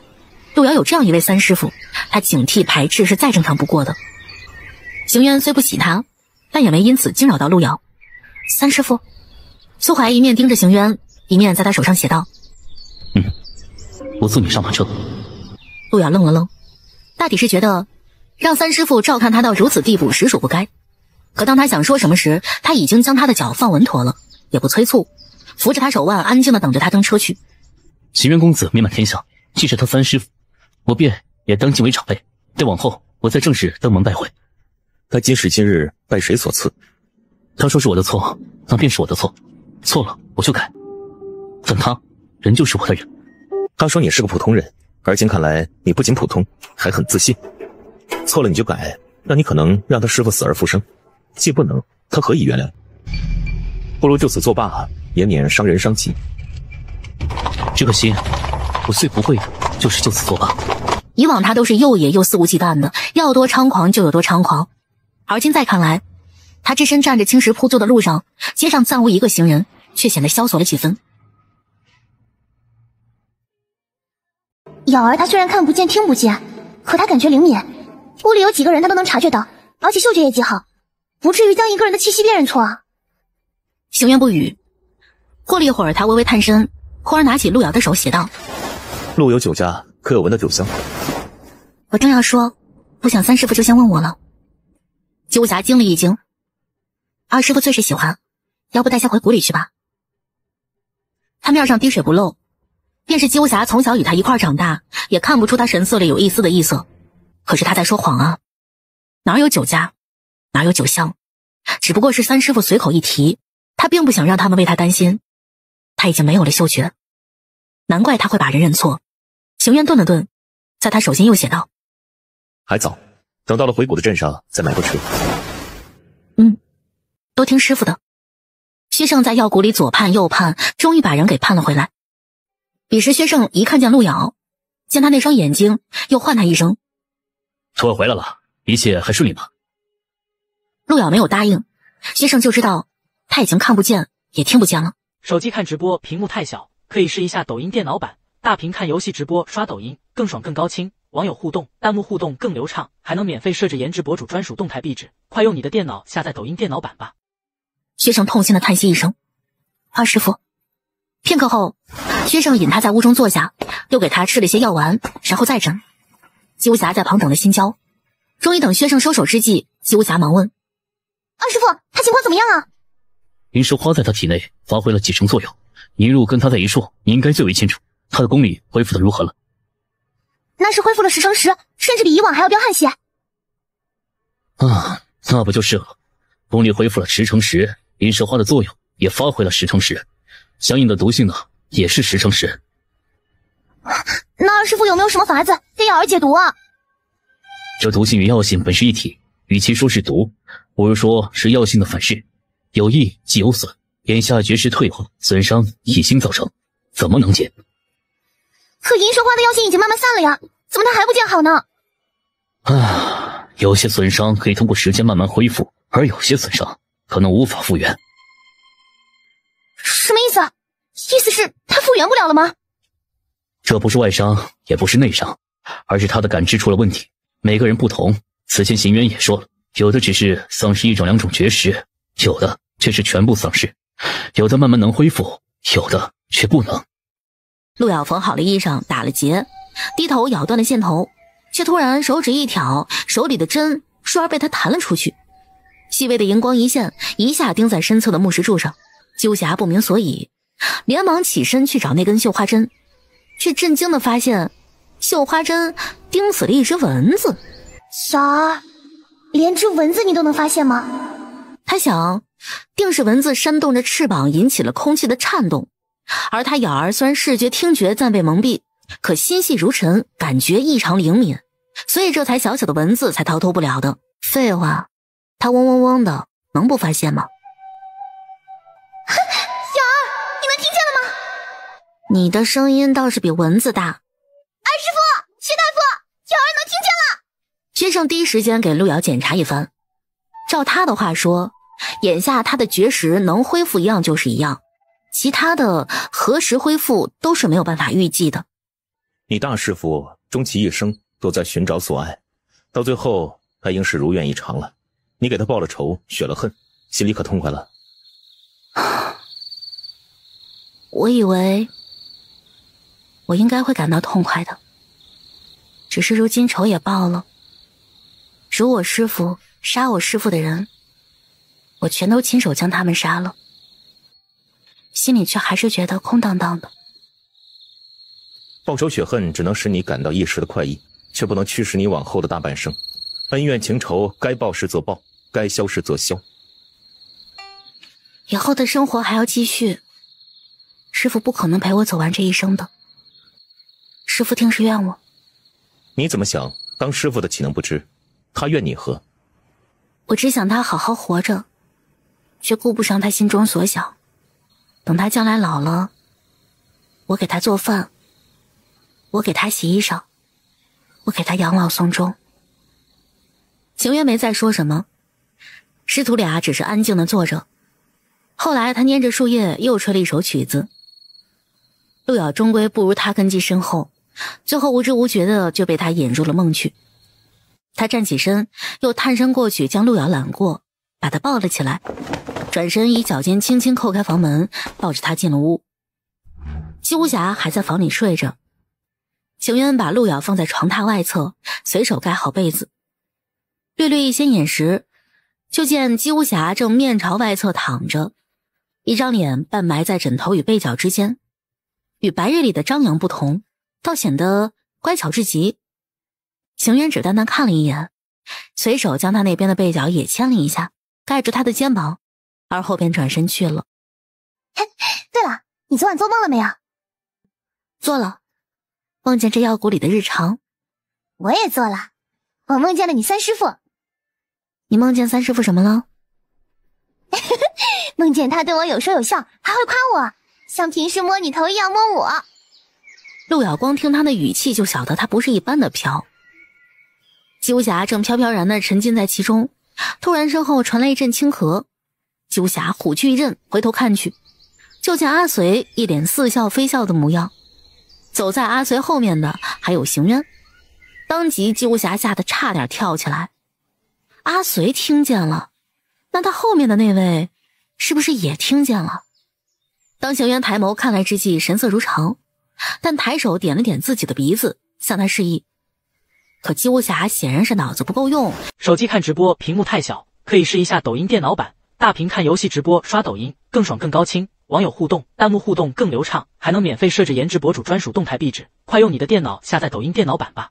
没能领会到，反倒是直接就跳起来转头就跑开了，便道：瑶儿，我去帮你倒杯水啊。阿随还在他身后好意提醒道：西姑娘，你鼻子上都是泥巴。姬无暇一溜烟跑去水缸边上一照，可不就是一鼻子泥吗？他都不知道是什么时候糊上的，难怪方才那群崽子们笑得那般贼，也不告诉他。他这才明白邢渊的举止是什么意思。这下好了，丑样子都叫他瞧完了。邢渊进屋去找薛胜了，阿随就绕去侧边，看见姬无暇那气急败坏的样子，蓦然想起黑虎咋咋呼呼起来，简直跟他主子是一模一样。姬姑娘还是去陪着姑娘吧，我来烧水煮茶。方才你都听见什么了？我可以当做什么都没听见。你都听见了，你家公子是不是也听见了？我家公子有没有听见，那我就不知道了。姬无暇一脸挫败地走开了。可能你还得陪我走一趟了。你想去哪儿？要去一趟京都城。姬无暇顿了顿，他晓得他必然是要去的，大师傅的遗愿和后事还没有全部完成。你现在就要动身去吗？明天吧。那怎么行？你现在身子都还没好。现在也还行，只不过是行动没之前那么便利了，慢些就慢些吧。再怎么也得等你眼睛好了再去吧。眼下能恢复听觉已然算不错了，要恢复视觉，等到何时啊？1个月，2个月，还是1年2年，或者永远都好不了。瑶儿，你一定会好的。只是我不能将时间浪费在这不确定的等待里。这样吧，你在谷里养着，我替你去。我来回一趟很快的，不管什么事我都替你办妥。该我做的事儿，得我自己去做，尽管没有以前那么方便。说不然我在这谷里不就真成了个废物了吗？到了用晚饭的时候，陆瑶将此事提了出来。邢渊丝毫不觉诧异，薛胜却是放心不下的。现在怎么能成？过些时日再去，你大师傅能够谅解的。过些时日，我就能好了吗？二师傅放心，我会一路陪他到京的。等办完了事，我们再回来。你不劝劝？可要我随同？薛胜气得抖胡子。你就知道纵容他。不用，三师傅，我们快去快回便是。姬无暇小声嘀咕。也不是不可以呀。我现在比以前耳背。你说什么？我是说外面世道乱，三师傅还是留在谷里的好。阿随，我有件事想问你，就是凌霄师傅去武林大会的那天，要不是三师傅及时赶到，我和瑶儿可能还不易脱身。我想问你，三师傅怎么会去的？凌霄师傅与姑娘有险，公子怎么会不去？我的意思是，凌霄师傅这事儿吧，应该就只有狗贼那边和我跟瑶儿这边知道吧？你公子是怎么知道这事儿的？狗贼？这你就别问了，反正你们也不熟。你休要打岔，回答我的问题啊。公子自有公子的法子，姬姑娘问，我也是不能回答你的。姬无暇挠头，始终想不出个所以然来。瑶儿，你说你三师傅是怎么知道的？这还用我说吗？啊？我想了这么久都没整明白的事儿，你不用说就明白了。我三师傅的消息网本就遍布天下，他想知道些什么事儿不难。可关键是凌霄师傅来去行踪不定，他去京都这事儿也十分隐蔽，只有那谁和咱们知道吧？可此前三师傅与那谁没有过半分交集，都互不相识，连面都没见过吧？那谁怎么可能会把消息泄露给你师傅啊？所以呢，还剩下谁了？就剩下咱们了呀。可我全程都跟你在一起，是绝没时间也没机会递信给三师傅的。我们收到的信哪里传来的？当然是我门中传的呀。你三师傅在我门中安插了眼线。早先说了，三师傅的消息网遍布天下。不过我也没想到，你门中也有他的人。这么说来，我在门中做了什么没做什么，他都知道。手机看直播屏幕太小，可以试一下抖音电脑版。大屏看游戏直播刷抖音更爽更高清，网友互动弹幕互动更流畅，还能免费设置颜值博主专属动态壁纸。快用你的电脑下载抖音电脑版吧。这么说，我跟兄弟们一个锅抢饭吃，他知道。兄弟们搓澡时我在旁放风，他也知道。兄弟们执行完任务回来在我堂上哐哐睡倒一屋，他也知道。完了，这下完犊子了。或许也用不着这么绝望吧。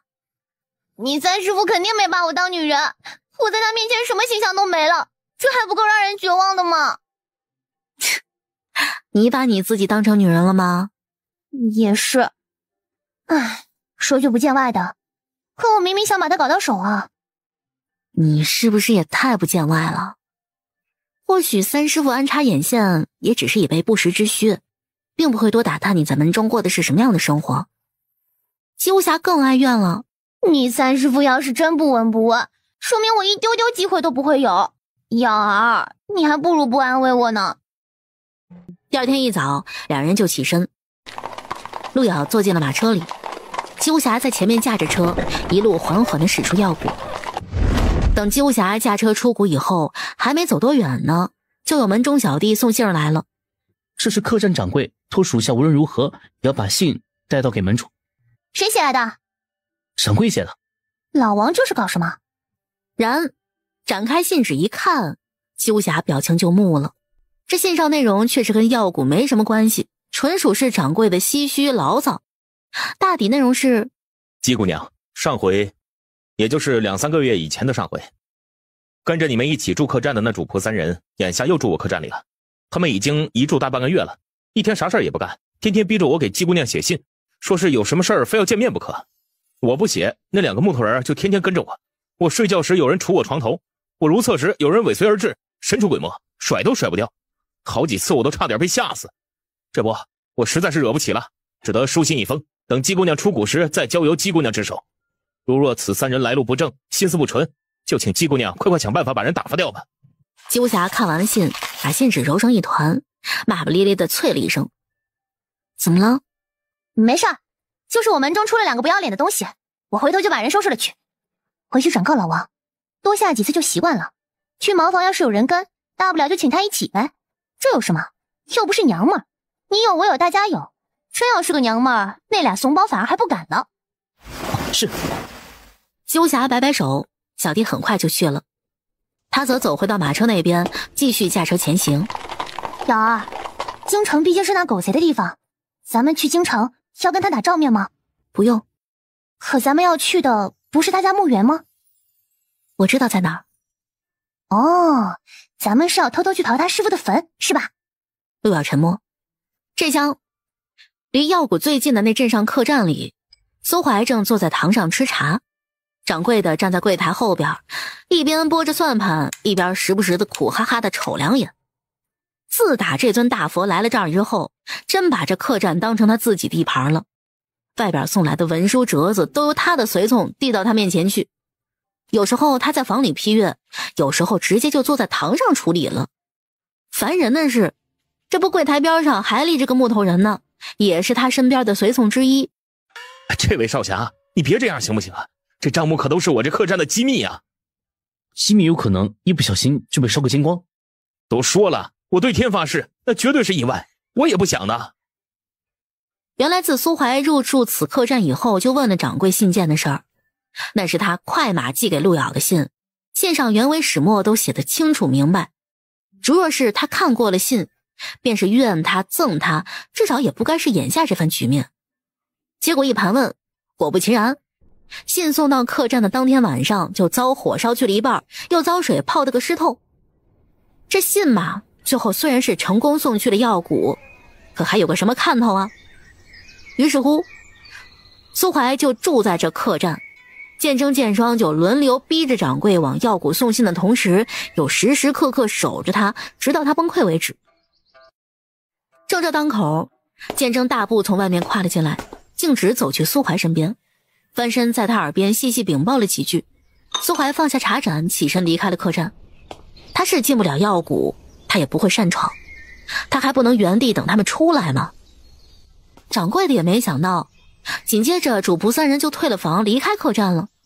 幸福来得太突然了，掌柜的都有些反应不过来，这就走了。我们出发吧。只是两人刚一站起身，冷不防就听到有急促的马蹄声从他们后方传来。陆遥和姬无暇自然都听见了。瑶儿，先上车去。姬无暇一时半会儿的也没有驾车上路的意思。随着距离越来越近，马蹄声也越来越响。姬无暇坐在车辕上，眯着眼，还没见到马影呢，他已然听出路上跑的是2匹马。紧接着姬无暇远远的就把人给认出来了，他神色不由一变，果然是狗贼带着剑争的蠢货，2人2马。他作的，哪他都能闻着味儿找来。他们不是在客栈吗？掌柜老王暴露了行踪。苏怀一身胡色长袍，满身风尘，一双眼睛却是直勾勾的盯着马车，仿若透过马车盯着车里的人。你认识他们吗？认识。是谁？苏怀听着马车里的声音一如从前，他守着等了这么久，又追了这么久，这声音让他魂牵梦萦，终于在这一刻踏实了。而且通过与姬无暇的简短对话，他似乎能听见了。是我。陆遥愣了愣，那语调平定，可简短的2个字儿却好似掺杂了太多的东西，仿若阔别已久，冲破重重阻碍，终于得见。只是姬无暇来不及细品，一听的声音差点当场翻脸跟狗贼干起来，因为他用的不是本来的声音，而是行冤的声音。他扮谁都行啊，就是不能扮他心目中的男神仙。姬无暇气疯了。瑶儿，他是三师傅如何来了？我放心不下。操你妈的黑心狗！苏怀想上车，姬无暇拦着不让上，可照他的行事作风，今日要是不让他上，那谁都别走了。既干不掉又甩不掉，还让陆遥知道以后心里该恼火吗？姬无暇知道陆遥非常喜欢这狗贼，如果没有凌霄师傅这件事儿，他都愿意带狗贼回药谷了，便是此生都认定了他的。他这人就是再丧心病狂、狼心狗肺，也会把全部的好的都捧给陆遥，甚至于连陆遥身边的人，他也会尝试着去爱屋及乌。这一路可还好？一路挺好。三师傅追过来，可是有什么嘱咐？无他，只是我有些事也要往这边走一趟，既赶上了就一起吧。他大爷的，这狗贼学谁不好？之前没听三师傅说要静静办事啊？才来的事儿。如若我可以帮三师傅做的，三师傅只需要吩咐我们静静顺便就办了，也可免三师傅长途跋涉。无妨，这一路也好有个照应。这厮什么时候学的这么像？他甚至都没与三师傅打过2回照面吧？姬无暇也算是明白了，难怪这狗贼身边只带了1个人来呢，可不就正好伪装成三师傅和阿随主仆2人吗？怎么了？没什么，就是有点不自在。陆遥似乎没有起疑，因为只要有他三师傅在的时候，姬无暇基本都自在不了。随我下车去走走，让他们把马牵去喂水吧。陆遥点点头。苏怀先下了车，站在马车边接应他。那边有树荫，去树荫下等候。姬无暇便眼看着苏怀引着他的养儿一步一步地往那树荫底下去。有你这么喂的吗？你看他总共喝了几口水，都顾着吃别人家稻秧了，你瞎吗？这稻秧就在他嘴边，我能怎么办啊？你手残吗？不知道拉一拉吗？你以为我没拉吗？废物，喂个水都喂不好，还指望你什么？那你行你来。我行都让我干了，那你干什么？留你有什么用啊？你干脆回去挑大粪得了。这下你满意了？姬无暇突然一脚把剑争踹进了水田里，剑争猝不及防，甚至还有点猛。这下爷爷我满意了。出了什么事儿吗？没事，就是阿随被马一不小心挤下了田而已。要紧吗？无妨，回头清理一下即可。热吗？是三师傅在扇风吗？怎能让三师傅为我打扇？我是你师傅，照顾你应当，你好生坐着便是。这一趟去了过后，打算怎么办？等完成大师傅遗愿，我便回药谷侍奉二师傅和三师傅，也好生钻研医术和琴艺。就这样吗？这样不好吗？二师傅和三师傅都能在谷中几十年如一日，我也可以。你那未婚夫也在京城，你打算与他如何？不如何。依然那般恨他？三师傅说的是，那天我就该杀了他。你便是要杀了他，也应把话讲清楚，好叫他死个明白。但徒儿没杀他。下不去手吗？徒儿知道，非他刻意为之，他答应过我的事就不会出尔反尔。他知道我不想让我大师傅知道他师傅的事儿，他就一定会守口如瓶的。你还当真是了解他？可大师傅还是从他那儿得知了叶藏前辈的埋骨之地，若非如此，大师傅不会去武林大会，我不会眼睁睁地看着大师傅惨死于人手。不管他与我说论多少，能改变这个事实吗？我只要一看见他，就会想起这件事儿。此事是他做的不妥，你要打要杀也都合当。之前三师傅还不喜他，今日却像是在为他说辞。我喜不喜有何重要？那你是打算与他斩去前尘，一刀两断吗？那厢剑庄从田里上了田埂，正拂去满身的泥，却有一对农人夫妇远远瞧见过来了，质问剑征和姬无暇为什么弄坏他们的稻田。路遥也听见了那吆喝话语声，被吸引了注意力，两人的对话便由此打住。这稻子才长这么高点儿，都还没来得及结穗，咱家1年的收成可都指着这块田，你们怎么能如此乱来？三师傅，还是我来吧。无妨，这路窄，倒不好更换。咱们这乡下是这样的，水田与水田之间就这一条田坎儿，可以容人通过干活就是了。三位可担待着点儿。可三师傅脚都快踩到田里了，都快打脏鞋了。我自己也能行，苏华也不勉强。那我走前面带着你，你跟着就好。说着，他便先一步走在路遥前面，而后不紧不松地拿着路遥的手腕带着他。两位可真是感情深厚啊。夫人误会了。可不就误会了，大姐，我才是他家这口子，前面牵着我媳妇儿的是他爹。可这位爷看着着实年轻啊。男人保养得好就是显年轻啊。大姐，你看不出来他现在已经快40了吧？老二，你别误会，我这可千万不是对行元师傅不敬啊，我这都是为了出行方便的权宜之计，不然平白惹人误会。你倒是说的坦然顺口。就是平时在外编得太顺口了，一时没把持住，脱口就说出来了。幸亏是你三师傅走在前面，没空回头看我，他要是回头看我，我吓都要吓死。一会儿要是你三师傅怪罪，老二你得帮我解释啊。哎呦，当真是一点都看不出来，我从未见过如此显年轻的爷，不知道的还以为爷只有20几岁呢。但你是不是编得有些过于离奇了？他是你三师傅，师傅本就一日为师，终身为父。三师傅扮作养儿你父亲，那是合情又合理，再合适不过了。何况咱们出门在外有所乔装，这不是必须的吗？人物关系当然也是乔装的一种啊。这样一来，谁还能误会你和三师傅啊？要是让人误会你和三师傅，你心里肯定也不好受吧？可三师傅确实很年轻吧？看起来像我父亲吗？你前边那位，实际上可比你心目中的三师傅还要年轻呢。不过他能说吗？他嘴上只睁眼瞎诓味道。你也很显年轻。再说，三师傅这年纪当爹实在不足为奇。养儿你宽心，你三师傅什么都没说，他应该是默认了你们这段关系吧？路遥若有所思，苏怀字字句句都听得很分明，又圆了一遭问道：以往你们在外便是这么行走的吗？大多时候是。无妨，且按照你们的来，他常在外走动，应是惯了的。既是便宜行事，我尽量配合，不会与他计较。我瞧着当然是这个更好，这才貌是万里挑一，相比之下，那位小哥总归是秀气了些。大姐们，我是跟他没得比的，毕竟年纪和阅历在这里，他可是我媳妇儿的爹呢。剑征一出来就听见这话，面无表情的脸都黑了2分。主子看起来哪里像是陆姑娘的爹啊？这妖女要编也编得太离谱了些啊！怎有这般年轻的爹呀？闺女都这么大了，而且还嫁人了。怎么没有啊？我媳妇儿她爹平时过得悠然惬意，本来就保养得宜，不显老。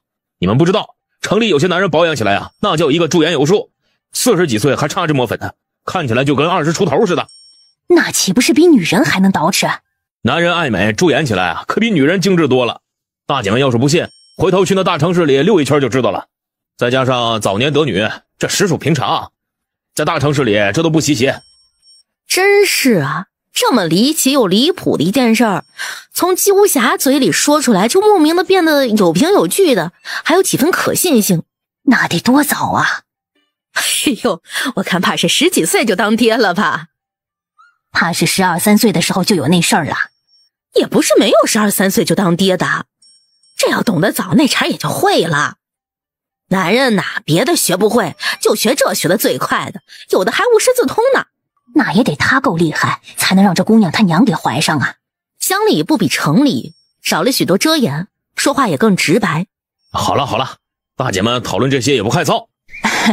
我看我们处在这里都挡人门口了，我们还是先回去吧。啊，对，先回来。几个妇人簇拥着一哄而散。都说女人30如狼，40如虎，可这不是瞎吹的。多谢三师傅。瑶儿，你得改口了呀，怎么还能叫三师傅呢？该叫爹了呀。你认真的吗？这话都放出来了，当然认真的呀。咱们在来的路上，那农家大姐不都听见了吗？等大姐回来，你还不改口，就叫人怀疑了不是？咱们出门在外，戏就要做的逼真嘛。何况以往你叫师傅的，如今去师存父也不算犯规。你说的也是。既然如此，为方便行事，徒儿便暂先改口叫父亲吧。苏海紧紧看着他。你认真的吗？鸠霞咧着嘴，笑又不敢笑出声。还请您多担待。苏海看了鸠霞这幸灾乐祸的样子，来一句：你既是他相公，他叫我爹，你叫我什么？我当然还是叫您三师傅啊。你既娶无女子，不是应该随他叫吗？属实大意了，这一点他竟然没想到。瑶儿，你帮我说，从来只有别人叫他爷爷的份儿，不可能他叫别人爹。事已至此，您别与他计较。我与他计较什么？不过是话赶话说到此处罢了。在聊什么呢？聊起些家常，比如无女子嫁给此子，子却不肯叫我一声父亲。不过看在无女子面上，就不与他计较了。小兄弟，这可就是你不对了。怎么说你娶了这位爷的女儿，他也是你的老丈人，你叫他一声也是该的。就我家这口子，每逢随我回娘家，那不也得叫我爹娘做爹娘？这夫妻本是一体，媳妇儿怎么叫你就得怎么叫。大姐，我们家的情况有点复杂，你就别掺和了，我们都饿了。那且等着，饭一会儿就好。陆瑶也觉得诧异，以他三师傅的性子，以往可不会这般计较。你说为方便行事而改口，以往倒是没体会过。我方才置身其中那样答应，可还合适？他这一问，那股子不合理的怪异感就一下子烟消云散了。陆瑶不禁想，三师傅竟也会因为这样的身份角色扮演而感到新鲜有趣。瑶儿，你先睡，好像是阿穗找我有事，我出去看看。他一溜烟就出去了，把门关好，抬头就看见剑征站在院子里。有屁快放！那凌霄前辈去京城找主子的事儿，有必要说清楚。当时主子写了信给陆姑娘，信上说明了原委，可后来我等去那客栈一盘问才得知，信被烧毁了一大半。是有这事儿。凌霄前辈找到主子的时候就已经走火入魔了，要杀主子，主子打不过他，只得想法子拖住他，一边给你们快马去信。凌霄前辈有一圣失真镇住功法，只要他不乱来，情况就不会恶化的。可他去西江的时候，偶然在那里遇到一个东陵末世的族人，此人当年参与皇宫藏宝楼的机关改造，那时候叶藏前辈就被锁在楼中，他知道详情，透露给了凌霄前辈。凌霄前辈大受刺激，又火速从西江赶到了京都，所以有些不受控制。他一到相府的当天晚上，就与主子大打出手。而后剑征便将整个事件的详情始末一一讲给姬无暇听。主子对陆姑娘如何，你我有目共睹。陆姑娘在乎他师父，主子便想尽办法的周全，便是命悬一线之际，也没想要透露半个字。只是闹成如今这局面，是谁都不愿意看到的。那凌霄师傅南下去找一横派的时候，你们哪儿去了？为什么不一路上跟着？倘若当时有狗贼跟着，定也不会是现在的局面。说到底，还不是你们自找的。姬姑娘讲点道理，主子当时向皇上请命都没亲自进宫，只派人传了道信，便连夜跟着去了。可凌霄前辈何等的速度，我们如何能跟得上？再加上主子身上有伤，又须得沿途调派兵马，等我们赶到的时候，山上已经一发不可收拾了。不管你和陆姑娘去到何处，主子一路上都在，你们回了药谷这大半个月，他也一直守在外面的镇子上。他知道我瑶儿要出来，万一瑶儿一直不出来呢？主子知道他会出来，想来凌霄前辈的遗愿应当是与叶藏前辈合葬，所以陆姑娘应当还会去京城的。那你们在京城等不就得了？可主子说了，他放心不下。早干什么去了？不管他怎么想怎么做的，事情的源头就是从你们那里起的。即便是他的狗乱叫，那也该是他这个当主子的管教不力，他横竖跑不脱。我瑶儿揍他一顿也是他该的。现如今再来争论这些也没用了，今日只是想把事情说清楚。你跟我说清楚有什么用？我又不可能说给瑶儿听。别忘了，你们现在可是假冒的三师傅主仆。相应的，主子也想请姬姑娘透露一二，陆姑娘如今是怎么个情况？为了给凌霄师傅报仇，服用了暂且可以恢复功力的银蛇花。银蛇花有毒性，会损伤人的绝食。如今瑶儿除了能听能感触，不能看不能闻，也尝不出味道。那可有解决之法？医生都没有办法，你们能有什么法？要是运气好，他的绝食能慢慢恢复，就是不知道是何时。如果运气不好，一直恢复不了也有可能。翌日，大家起身，在农家里用过早饭，便动身上路了。阿随，从昨日到今日，你未曾说过一句话呀？姑娘，我最近嗓子不好，薛大夫说我应少说话。一听的声音与阿随的声音已有8、9分相似，加上嗓子不好，那1、2分的不似就可以忽略不计了。幸好昨个晚上他和妖女要回去时，妖女突然良心发现叫住他，见证态度也良好，跟着学了一阵儿，才勉强有今日的这样的效果。等进了城以后，见证便十分明确地把车驾去了客栈。客栈里房间都已经准备好了，而且饭食和热水也很快就送上了楼来，也像是提前有人早就打点好的。后来姬无暇把陆瑶安顿在房里，就出去逮人，结果那人影刚转过客栈的回廊转角，慢了一步就被姬无暇给逮住了。偷偷摸摸的做事，是做贼心虚吗？你知不知道你真该死？我是该死，说我死了能帮主子挽回局面的话，那我肯定毫不犹豫一命偿之。狗贼是不是太久没有作恶，所以心慈手软呢？你犯了这么大的错，他竟然没弄死你，那也被主子弄了个半死。蠢东西，你知不知道那句话害死了凌霄师傅？我当时不知道凌霄前辈在得知此事以后会不能承受，我只知道凌霄前辈要杀我主子。你没在场，所以你不知道，凌霄前辈一点都没手下留情，将我主子打成重伤，是当真要杀了我主子。我不为你和陆姑娘办事，我也不为凌霄前辈办事，我只听命于我主子。我只知道主子有危，我不可能眼睁睁看着。保护主子安危，那是我的职责所在。你们心疼于凌霄前辈的死，可主子命悬一线的时候，你们又可曾知道？我知道我不该冲动坏了主子的事儿，主子要打死我无话可说。我也知道我犯了大错，造成了严重的后果，但在我心里，主子的安危大过天，这点是永远都不会改变的。你的意思是你知道错了，但你不后悔，也不会改，是这意思吗？你非要这么理解，我也没办法。还挺硬气啊，哼！姬无暇顿住脚听他说完，然后大步离去。这次还是妇女吗？哪能一成不变？咱们换个地方，身份也得跟着换一换。那这次是什么？三师傅就做我瑶儿的兄长吧。这不是乱了辈分吗？权宜之计，权宜之计。既是权宜之计，倒也无妨。我是他亲兄还是表兄？当然是亲表兄。要是他当瑶儿的亲兄，那他不也得当他是亲兄了吗？真是想想都恶心。那应怎样换我？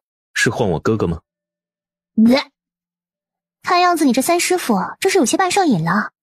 角色扮演能有几个不上瘾的？而且你三师傅以往应该还没有怎么像咱们这样行走江湖，所以他才能配合。陆瑶不置可否，而后苏华又道：既然到了这个地方，身份就得一换。你们还是夫妻吗？当然是，我们走哪里都住在一起，这样我才能方便照顾瑶儿。如此，只有夫妻的身份才能符合这一点。他定又是在盘算着怎么把他和陆瑶分开，好取而代之。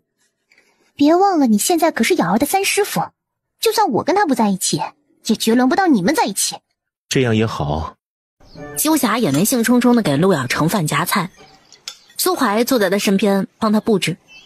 并且他每给他夹一样菜时，都告诉他这是什么菜，是甜的还是咸的，香的还是辣的。哥哥说的果然不假。听他叫一声哥哥，苏怀拿筷的手顿了一顿。你刚刚叫我什么？手机看直播屏幕太小，可以试一下抖音电脑版。大屏看游戏直播刷抖音更爽更高清，网友互动弹幕互动更流畅，还能免费设置颜值博主专属动态壁纸。快用你的电脑下载抖音电脑版吧。不是哥哥吗？姬无暇不由露出嫌弃的眼神。这狗贼绝对十分享受，所以又哄咬儿多叫了他几声。你应该叫表兄。叫哥哥也无妨，自小就听你这么叫，也听习惯了。你们兄妹可当真是感情深厚，当哥哥的对妹妹真是细心周到。尽管苏怀大多数时候言行举止都是与行云十分相符合的，可偶尔也有极少的时候会表露出他一两分他自己的想法。陆瑶心细如尘，每当苏怀觉得他可能会发现有什么不妥时，便会以行渊的口吻来一句：方才我那么说那么做，可是符合此行乔装的身份？陆瑶听后也没说什么。这日在车里，陆瑶忽然问到苏怀：三师父出行没带琴吗？走得急且没带。以往三师父走哪都会带上的。三师父是骑马来的，看样子真的是不方便携带。以往三师父都叫我出行须得带件乐器，而今三师父自己却不带，确实少见。我虽忠于琴，却不一定非得是琴。这清风是乐，鸟鸣犬吠是乐，我折竹是乐，我摘叶也是乐。说的什么玩意儿？不过狗贼就是狗贼，听起来像那么回事的样子。是徒儿狭隘了。晋升，他这一出声，几人心里就是再装傻也不行了。他都认出来了，他是何等心思。说是杀了我能解陆姑娘心头之恨，那陆姑娘就动手吧。杀了你就能解我心头之恨，你算什么东西？说罢，他抬手拎起他，就无比干脆果决地把他掀下栏杆，摔下楼梯。剑霜直直摔在堂上的一张桌上。你真该死啊！玩够了吗？没玩够，你还让我继续玩吗？上回说的话，你当我是说着玩的？不就是要杀我？要不要我给你递把刀，把你佩剑解来？剑征一时也不知道该如何是好，不由看向姬无暇。狗贼发疯受虐想被砍，你也跟着发疯不成？这里又不是武林，还有这么多无辜的人呢，以后上当了怎么办？瑶儿算了，他疯归他疯，咱们不陪他疯。最终他便抬脚从身边经过，进了房门。姬无暇见状赶紧也跟了上去，砰的一下关上门。瑶儿，你是不是生我的气了？我只是没想到你竟会帮他们一起瞒我。起初想揭发狗贼来着，但想着你并不想见到他，怕影响你一路的心情，我也就忍下了。后来听剑征说了一些，才知你们之间可能有什么误会。我们之间没有误会。这次你收他钱了吗？天地日月可见，这次我可好礼未收。我不是那种为了钱就毫无原则的出卖姐妹的人。为什么不收啊？白帮他瞒我这么久吗？关键是狗贼也没提出给钱啊。这事儿吧，要是还用钱衡量的话，那也不像话呀。不能用钱衡量，还能用什么衡量？情分，那是最不实在的东西。听你这么一说，顿如醍醐灌顶，老子白给他干了，妈的实在是亏。你是不是老早就开始怀疑啦？言行举止声色语态便是再小，朝夕相处多少也会有蛛丝马迹可循的。但你知道最让人怀疑的地方在哪儿吗？在哪里啊？在你这儿。纵然是出门在外为了行事方便，可你对三师父的态度不是这么随便的。我已经尽量收敛，表现得和睦友善一些了。你对三师父那是和睦友善吗？还有满脑子的邪念。你别生我气嘛。没生气，睡吧。咱们现在出城去吗？现在出，城门若是把守严密，我们便弃车翻城出。就那点高度的城墙，那还不是轻而易举的事儿？两人都已经做好了弃车翻城的准备了，可到了城门口一看，把守的城兵就零星2个，还坐在地上靠着城墙打瞌睡。他倒回来就驾车驶出了城门。出了城外，鸠侠还有些纳闷呢。有这么容易吗？你以为会这么容易吗？必然是有人暗中打点。我若是没猜错的话，此刻城墙上还站着一个，正欣赏着他刺激的杰作。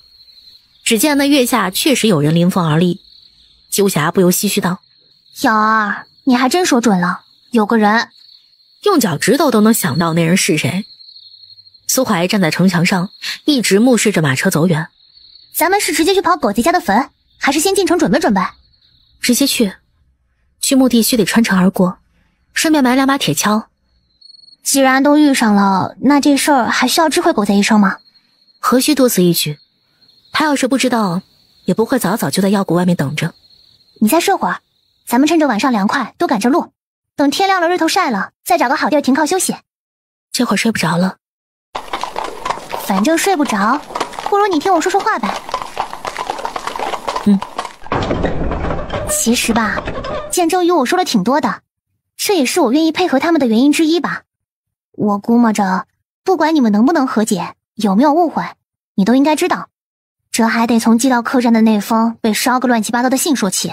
手机看直播屏幕太小，可以试一下抖音电脑版。大屏看游戏直播刷抖音更爽更高清，网友互动弹幕互动更流畅，还能免费设置颜值博主专属动态壁纸。快用你的电脑下载抖音电脑版吧。上面写着家师的名头，是这个吧？是。那就动手吧。这桑前辈，我带我师父来与您团聚，如有不敬，还请见谅。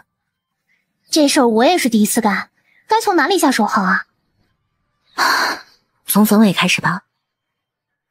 是要将整个棺椁都刨出来吗？露出棺盖即可。只是2人才铲了几铲子，就有动静从山下传来。苏怀今日回京进宫复命，又去公署忙了半日，晚上才不慌不忙地出城来。吃晚饭了吗？你来了也好。你们要挖我师父的坟，开我师父的棺，容不得我不来。既然如此，就把话说清楚，也省得以后扯皮了。我带了我师父的骨灰前来，完成师父的遗愿，与叶藏前辈合葬。2人生前便情谊深重，却彼此错过，过后理应让他们团圆重聚，你觉得呢？我觉得没有问题。那便动手吧。可不是今日。不是今日，那应是何日？开棺动土是大事，若弄得妥了，则必因后事，福泽绵延；若弄得不妥，则流年不利，诸事不顺。这事你不知道吗？所以需要找个阴阳先生来看详细的日子和详细的时辰，一定细节做足准备以后，方可动土。狗贼真是狗贼，可听起来又好他妈有道理的样子。你堂堂相爷，向来我命由我不由天，也向来谋事在人，成败也在人，你会信这些？当官的哪个不信？正因为越身在高位，越不想失去，才越想靠自家的坟庇佑，而我也难免于此。当初找先生看过，我有今日之地位，也有很大一个原因是因为祖坟埋得好。苏寒，你大可不必这样。我哪样？你嘴上说没有问题，实际上还是不准我师父与你师父合葬，是吗？合葬想必也是家师的遗愿，我为什么不准呢？可你要动的是我家的坟，里面葬的是我的先辈，难道不该按照我的规矩来吗？要是你今日贸然开棺合葬，回头我时运不济，流年不利，你负责吗？你要是说你负责，那么今晚立马可以行动，如何？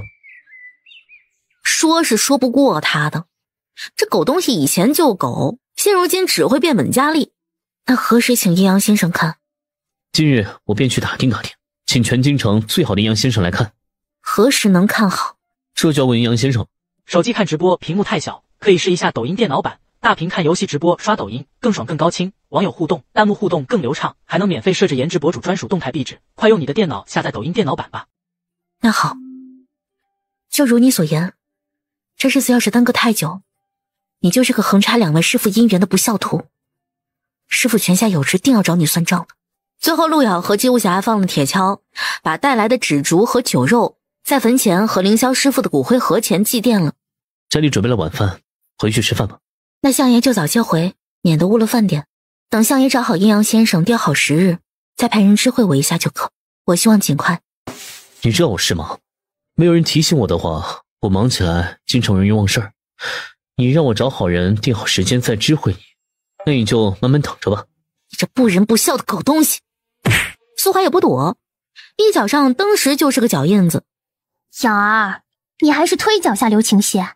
要是我，一脚不踹断他的腿。不过没事没事，住哪里不是住？反正你眼下也看不见他，眼不见心不烦。你要是为他烦，他见了反倒高兴。咱们不能让他高兴。自我麻痹是吗？咱们不向来是走到哪儿歇到哪儿吗？以往你比我还随遇而安，现在更不能因为个狗贼而乱了心性。他既然非要这么整的话，咱们就使劲吃他的，喝他的，揍他的。随我下车，半月内就能办了这事。苏怀，我师父的事，你非要这么做，是吗？不然你说，我还能怎么做？我怎么做，你才能留下来？我磕头谢罪，我知错就改，你能不能留下？先前一路上，我应该是与你说的很清楚，你我回不去什么都没有发生过的时候了。回不去？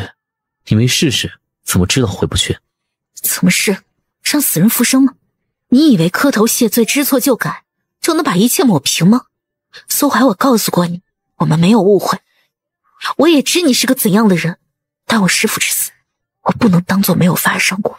姬无暇和剑征都不知何时撤了，我知你非故意为之，我也知你一直在极力挽回，可我依然忍不住想，苏怀，你说我要怎么抹过去？你可知我师父与我意味着什么？那你知不知我师父与我又意味着什么？他救我于兽口，教我武功，我建功立业，重获新生，皆是受他所赐。没有他，就没有今日的我。你非要跟我算这些，那倘若当初你不对我师父道破往事，我师父就不会死。我师父不死，你师父也就不会死。手机看直播屏幕太小，可以试一下抖音电脑版，大屏看游戏直播刷抖音更爽更高清，网友互动弹幕互动更流畅，还能免费设置颜值博主专属动态壁纸。快用你的电脑下载抖音电脑版吧。你明知我师父是凌霄，你还带我去见他，我一旦见到他，必然会转达我师父的心意。你若不想进去，我就不会带你去，你也就见不到我师父，我师父也不会死，你师父也不会死。你若不千方百计阻止我进，我即便不知他是你师父，我也会尽全力保全我自己。怎么保全？第一次闯进去没了大半条命，你就是那么保全的吗？你若不是千方百计的引我注意，对我巧舌如簧，欺骗成性，我也不会千方百计的阻止你。若不对我步步紧逼，我也不会骗你。你若不对我虚情假意，我也不会对你步步紧逼。你若不自称是我的未婚妻，送到我眼皮子底下来，你若不是对我欲擒故纵，我也不会追上你。你若没有让我追上你，我也不会被你迷了心智。你若没有迷我心智，我也不会什么都满足你。两人极限拉扯，把素日的旧账翻了个遍，翻到最后，陆遥鬼火直窜，却到底没这狗畜生会掰扯。照你这意思，从一开始就错了呗。一开始我就不该来找你，我们就不该相识，这样也就没有后来所发生的这一切，是这个意思吗？你若现在就答应我留下，我今晚便将你师父和我师父合葬，如何？你若不答应，那就且看我心情。我若不高兴，他也休想如愿。话音一落，陆遥冷不防给他一拳。你要不要听听你在说什么？你师父拿着我的命逼问我的时候，你可曾有想过，我不说他会杀了我，说了便会与你就此离心，他可有为我考虑过？看来是没法好好谈了，至少揍你使我痛快得多。既然没有，如今我又何须要考虑他？他想与我师父在一起，至少得让我先高兴。凭什么他能与他爱的人长相厮守，而我却不能？我师父走火入魔本就不稳定，再加上关心则乱，这事儿是过火了些。可他若是清醒的，必不会对你下狠手，这点你应该很清楚。你莫怪我师父，我向你道歉。你先年若半月之内把事办了，我便在你这里留半月，行吗？苏怀也答应下来。可以。放开我，我自己能走。你不是在自己走吗？你要是想我抱你走背你走，我也能抱能背。不必，你放手便是。放手，你可能走不回后院。尽管嘴上这么说，他还是依他松开了他的手，让他自己走走。你走我看看。陆瑶没理会他，自顾自地往前走。没几步，苏怀说道：前面是树。陆瑶伸手摸了摸，果真是棵树。他便侧身往另一边走。没走多远，耳畔又传来苏怀的声音：那边是湖。陆瑶在湖边2步开外停下，他再转身换个方向时，身旁有风拂来。下一刻，他陡然身子一轻，苏怀抱起他就大步往前走。陆瑶正身时，他边走边道：你若配合，我走得快，片刻就到；你若不配合，我就走得慢，再多抱你半个时辰。我有1晚上的时间跟你耗。这半个月给我单独的院子。好，先洗手，一会儿准备吃饭。这是哪个院子？西边的院子，离我主院最远。结果陆瑶在房里摸索着，苏怀就一边擦手一边看着他摸索。渐渐的，他脸色就冷了。这里是西边的院子吗？是。这里分明是你的主院，你的卧房。你睁眼说瞎话，真当我瞎吗？你不瞎吗？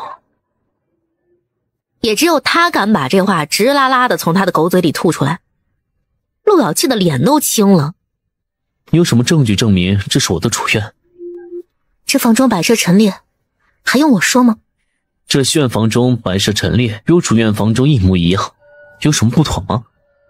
苏怀，你就狡辩！我没狡辩，我在跟你讲道理。横竖苏怀一口咬定这里就是西院，不是他的主院。陆瑶走到衣橱那边，打开橱门，摸到里面的男子衣裳还有女子裙长，他冷笑道：西院？西院里有你的衣裳？你又怎么证明那是我的衣裳？那既然这里已经有人住了，我还住什么住？先吃饭。吃你个头！你想吃我的头，一会儿我洗干净给你吃个够。苏怀，你就是欺负老子瞎是吧？你既看不见，那住哪里对你来说都一样。这里你熟悉，做什么还方便些，不至于磕磕碰碰。住别处我亦能很快熟悉起来，我虽看不见，但还不至于这么废。住别处对你有什么好处？至少看不见你。你现在本就看不见我，至少不必面对你。你觉得可能吗？那他这么费尽心机的把陆瑶弄来相府作甚呢？陆瑶一时语塞。你便是住到别的院子，哪怕住到柴房茅房，我一回来还是会到你那去。我要跟你一起吃饭，跟你一起睡觉。去洗，想早些睡。苏怀把陆瑶的换洗衣物拿去了盥洗室放着。需要我伺候你洗吗？不用。而后苏怀就转身走开了，关上了盥洗室的门。等陆瑶准备解衣裳时，刚一动手，动作就停了停。你以为你假意关个门，我就听不见你在里面吗？果不其然，苏怀哪是出去了呀？他分明站在门里边，正把陆瑶那边看着呢。见他发现了，他方才打开门，这回是真出去了，便道：地上湿滑，当心些，若摔了就叫我。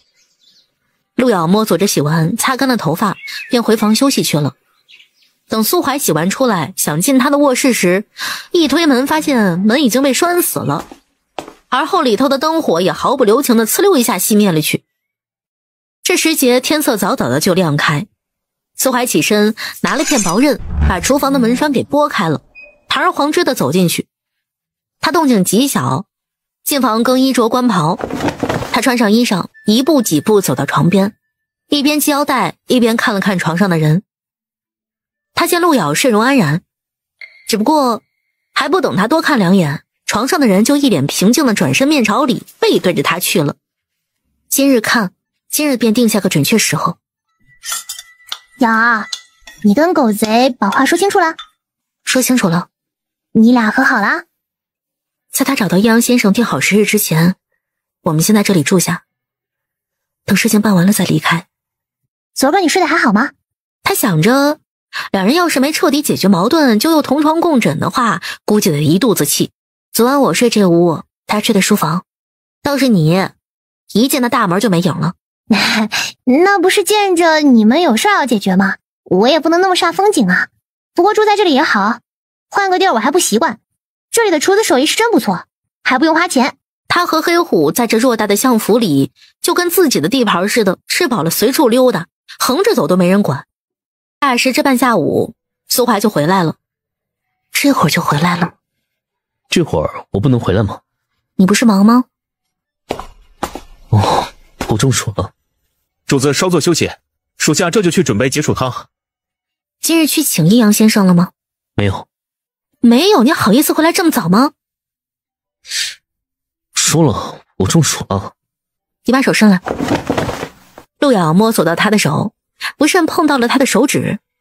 他那修长微曲的手指就大胆又狂荡地勾了勾他的。指尖在他手腕上停下，听了听他的脉，结果这一听，脸色更不好了。堂堂相爷，用得着玩中暑这种小把戏？那我怎么头晕啊？还装是吗？头是我的，我觉得他昏。你说他不昏就不昏了？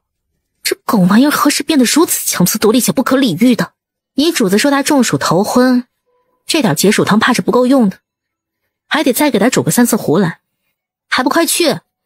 眼下这中暑轻症还只是头昏，说是掉以轻心，拖重了就会精汗虚脱，晕厥痉挛，再则5脏6腑皆衰竭而死。喝吧，一会儿管够。既然你说我没有中暑，那我还喝什么解暑汤？可你不是头昏吗？你是大夫，难道你不应该查查我到底是什么原因引起的头昏吗？你把手伸来，我再诊。苏怀扬扬眉，把手伸给他。这回他不光是勾他的手指了，而是明目张胆地捉了他的手，在手心里捏了捏。陆遥一把拖开，方才诊错了，你这就是中暑。一会儿多喝点解暑汤，4壶不够就再来2壶。到了晚饭饭点，吉武侠兴冲冲地过来，手里拎了4壶解暑汤，幸灾乐祸道：听说狗贼中暑了，这个见证真是有个敷衍了事的。小儿让熬4壶解暑汤，他还妄图偷工减料，还好有我看着，这4壶熬个满满当当的。喝吧，这下喝个够。把这些拿去，如果你要赏的，给底下人喝了去暑气。建成立马应下，赶紧把几壶解暑汤提走。瑶儿，这贼子诓你呢。无妨，他今日有本事中暑，明日就有本事中风，后日还有可能中邪。横竖都没盼着点自己好，与我们又没有什么损失。晚间，陆遥要去盥洗室洗漱时，苏怀照例给他备好了换洗衣裳。你要是关心我，你要什么我都依你。什么都依我？那今晚去动你师傅的坟也依我吗？那要看你关心我到什么程度。你想到什么程度？一会儿洗好了进房间等我，我洗好了再去慢慢告诉你。结果陆遥舀起一瓢水，冲着门缝就泼了出去，没好气道：洗洗脑子。你要是喜欢家俊，可以收他做义子。哼，你又打的什么主意啊？你我都没有当过父母，没有经验，可以拿他先练练手。要是教好了就照着这路子来，要是教废了就换个义子。想的还挺多嘛。我也想的更多的，要是家俊养废了，就把阿如的儿子给他当义子养，如何？陆遥没再说话，盥洗室里只有清脆的水声。可没片刻，突然就传来一道闷咚声。苏怀一顿，下一瞬便转身推门：你不许进来！只是苏怀哪里肯听啊？这种时候，不管陆遥说任何话，都对他毫无威慑力。紧接着，盥洗室的门栓就被他给震断了。陆遥半个身子都火辣辣的，脚下一片湿滑。他这才想起白天的时候黑虎跟灰灰打架，算进这里面打得个人仰马翻，那皂荚粉撒了满地。陆遥想，他妈的，真是他这辈子最窝囊的时候全都交代在了苏怀这个狗男人这儿。苏怀，你出去！陆遥哪能由得他跟自己共处一室啊？你聋了吗？我叫你出去！你摔了跤，我如何出去？我摔了跤又不是你摔了一跤，你怎么进来的？不知道怎么出去吗？我不放心。我为什么要考虑你放不放心啊？我不需要你在这里。你不要我，那你要谁？你去把姬无暇叫来。你要他不要我吗？他突然换了一副姬无暇的声音。这样行吗？陆瑶震了震，下意识扭头躲开。这样你还满意吗？你这个疯子，我要的是姬无暇。现在我就是姬无暇。瑶儿，你想我给你洗，我可以天天帮你洗。我不仅帮你洗，我还可以跟你一个碗里吃饭，一张床上睡觉。反正我们也是从小到大一起同吃同住的，你说是吗？你还想要谁来？你说一声，你都可以把我当成你想要的任何人。要你祖宗！我祖宗？我祖宗声音应该和我差不多，你把我当成我祖宗也无妨，反正你现在也看不见。苏怀解了身上的衣袍裹在他身上，起身就把他抱起走出了盥洗室，又大步进了卧房。苏怀将他放在床上，放下之际顺手就剥了他身上的湿衣裳，先将陆瑶的湿头发拭干，而后来查看他有没有摔伤。陆瑶不准他看，结果被他摁在床上仔仔细细检查了个遍。怎么不动了？你很得意是吧？我瞎了，什么都看不见，现在也打不过你了，你便可以为所欲为的欺我辱我。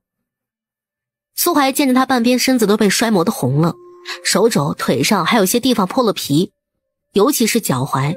我要是为所欲为的欺你辱你，我便先跟你做了事，让我舒服了来，还用这么麻烦费劲吗？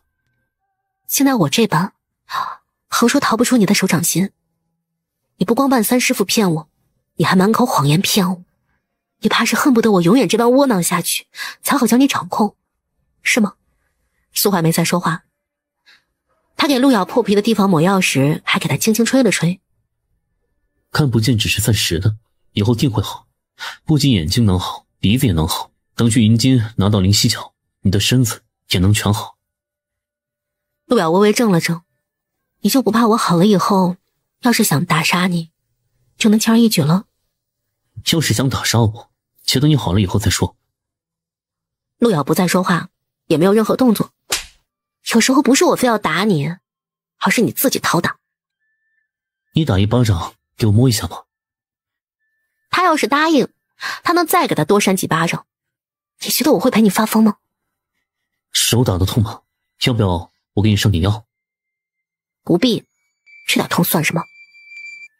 心里痛快了？痛快如何？不痛快又如何？要是不痛快，再给你打2下。不痛快，打你多少下都不会痛快。他手里匀了舒筋活骨的药油，就裹在他的脚脖子上。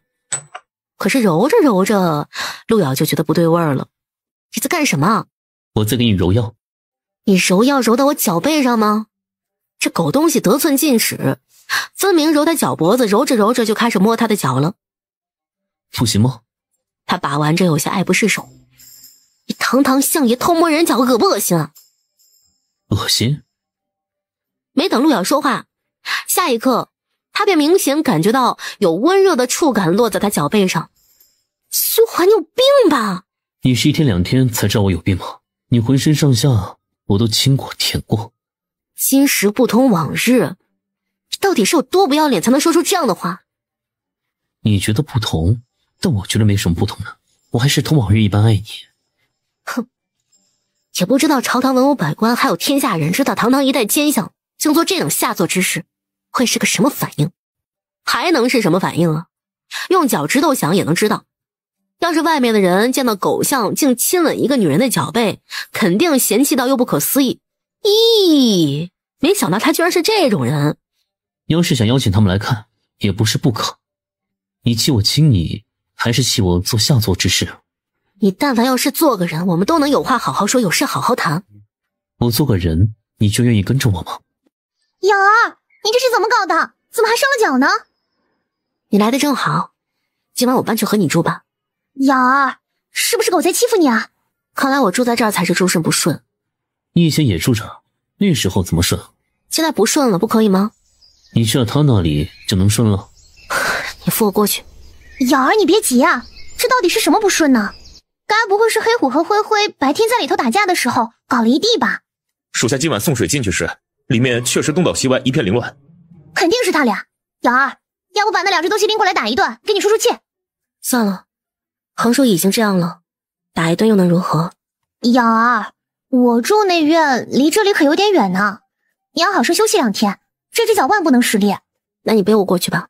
你这脚最好垫高些，以免湿气下坠。我要是背着你，你的腿可不都垂着了。我看要不然就先在这里将就2天吧，等你能走了，咱们再搬。瑶儿，我发誓，我绝对不是不想跟你一起住，我真的只是担心你的脚。你放心，你在这儿住着，我叫黑虎盯梢，绝不让这狗贼摸到你睡的这间房来。等过2天你脚好些了，我再来背你过去。说着，他转身就往外走。不行，我现在就去把黑虎弄来揍一顿，害得他娘受伤，太不像话了。瑶儿，你歇着，我明天再来看你。说话间，他人影就已经出了屋子，屋子里又只剩下陆瑶和苏怀。你给了他多少钱啊？你看给多少合适啊？今晚我宿这屋里。是要换我去睡书房的意思吗？我睡卧榻，不与你同床，你仍旧睡床。半夜你若是起夜，我抱你去。老子不起夜。你要是存心不想我安生，就使劲折腾我吧。那晚上有事就扣墙叫我。陆瑶没再回话。苏怀出门时将房门关好，后来果真再没有进来。陆瑶在院子里走动了一会儿，伸手去摸索边上花坛里栽种的有半人高的花枝，忽觉身后有异，他猛地转过身来。不是应酬吗？怎能回来这么早？想我了吗？我想你回来太早了。他正欲转身走开，倏儿被苏怀一把捉住手臂，下一刻猛地往自己这边一拽。陆瑶呼吸一滞，腰上瞬时就被他手臂紧实有力地勾住。一个人的忍耐是有限度的，便是他苏怀也难免于此。苏怀，你发什么疯啊？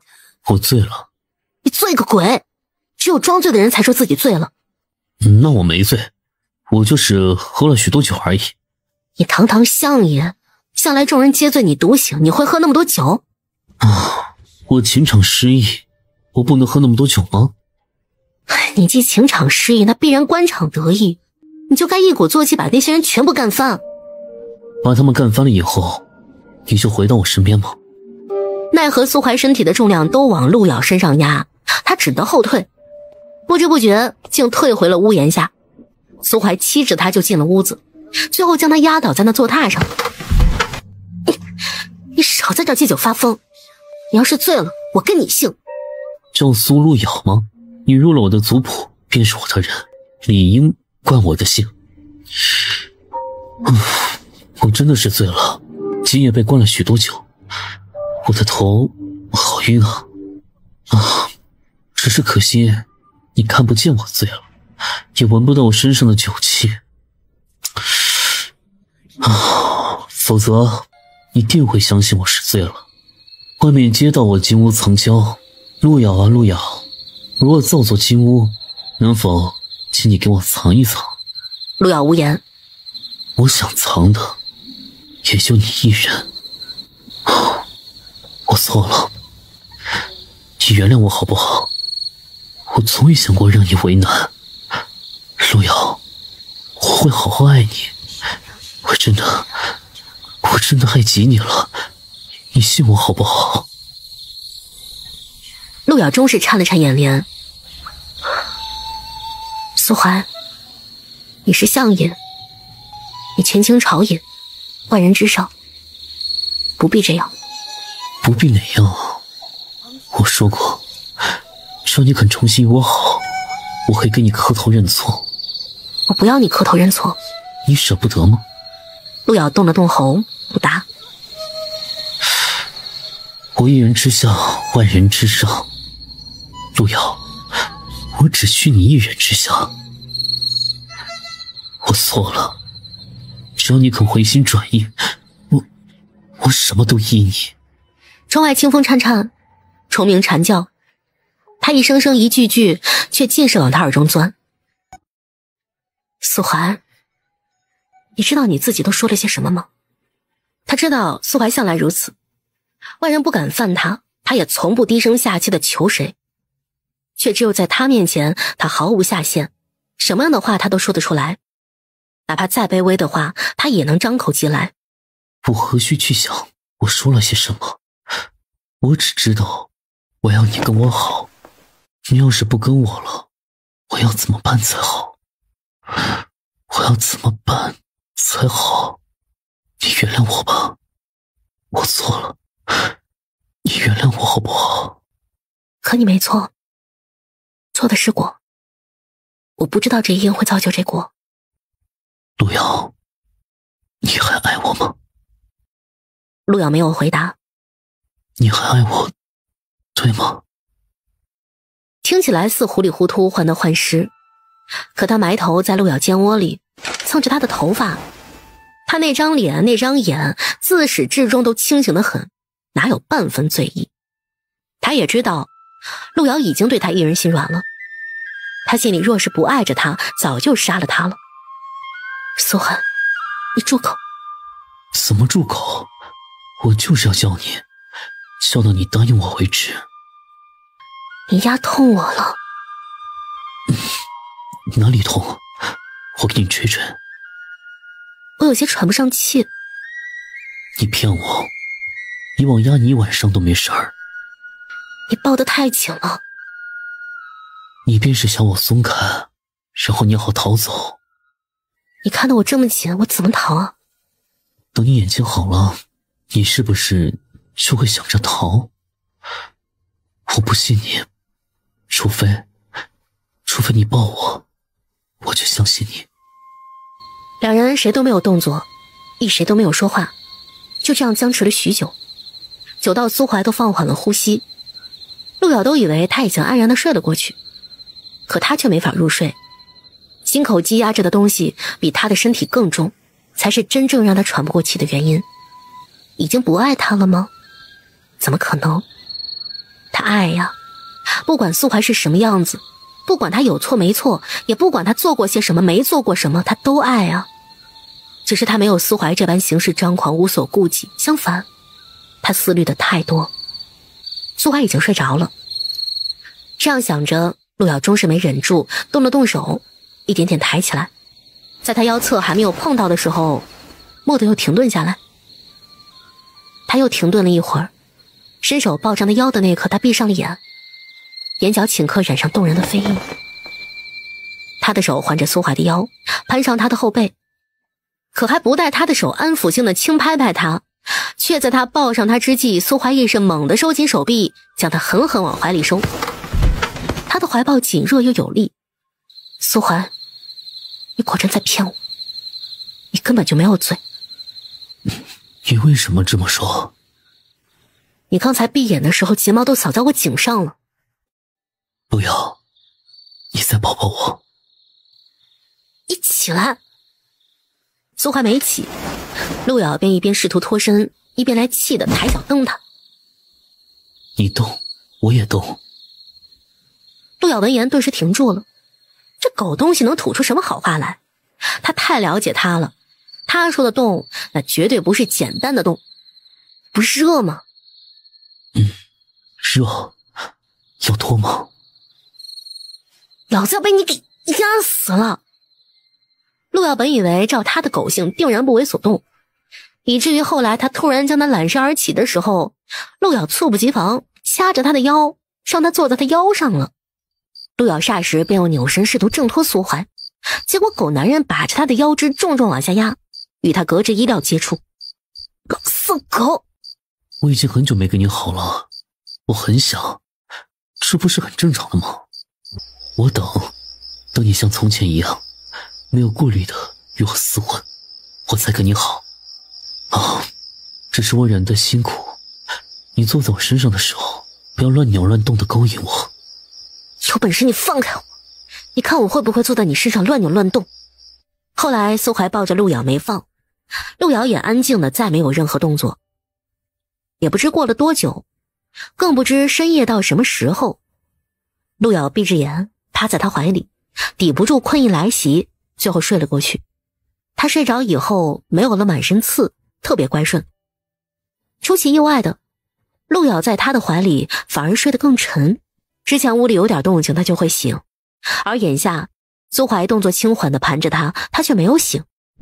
傍晚苏怀回来，一时两人都没有说话。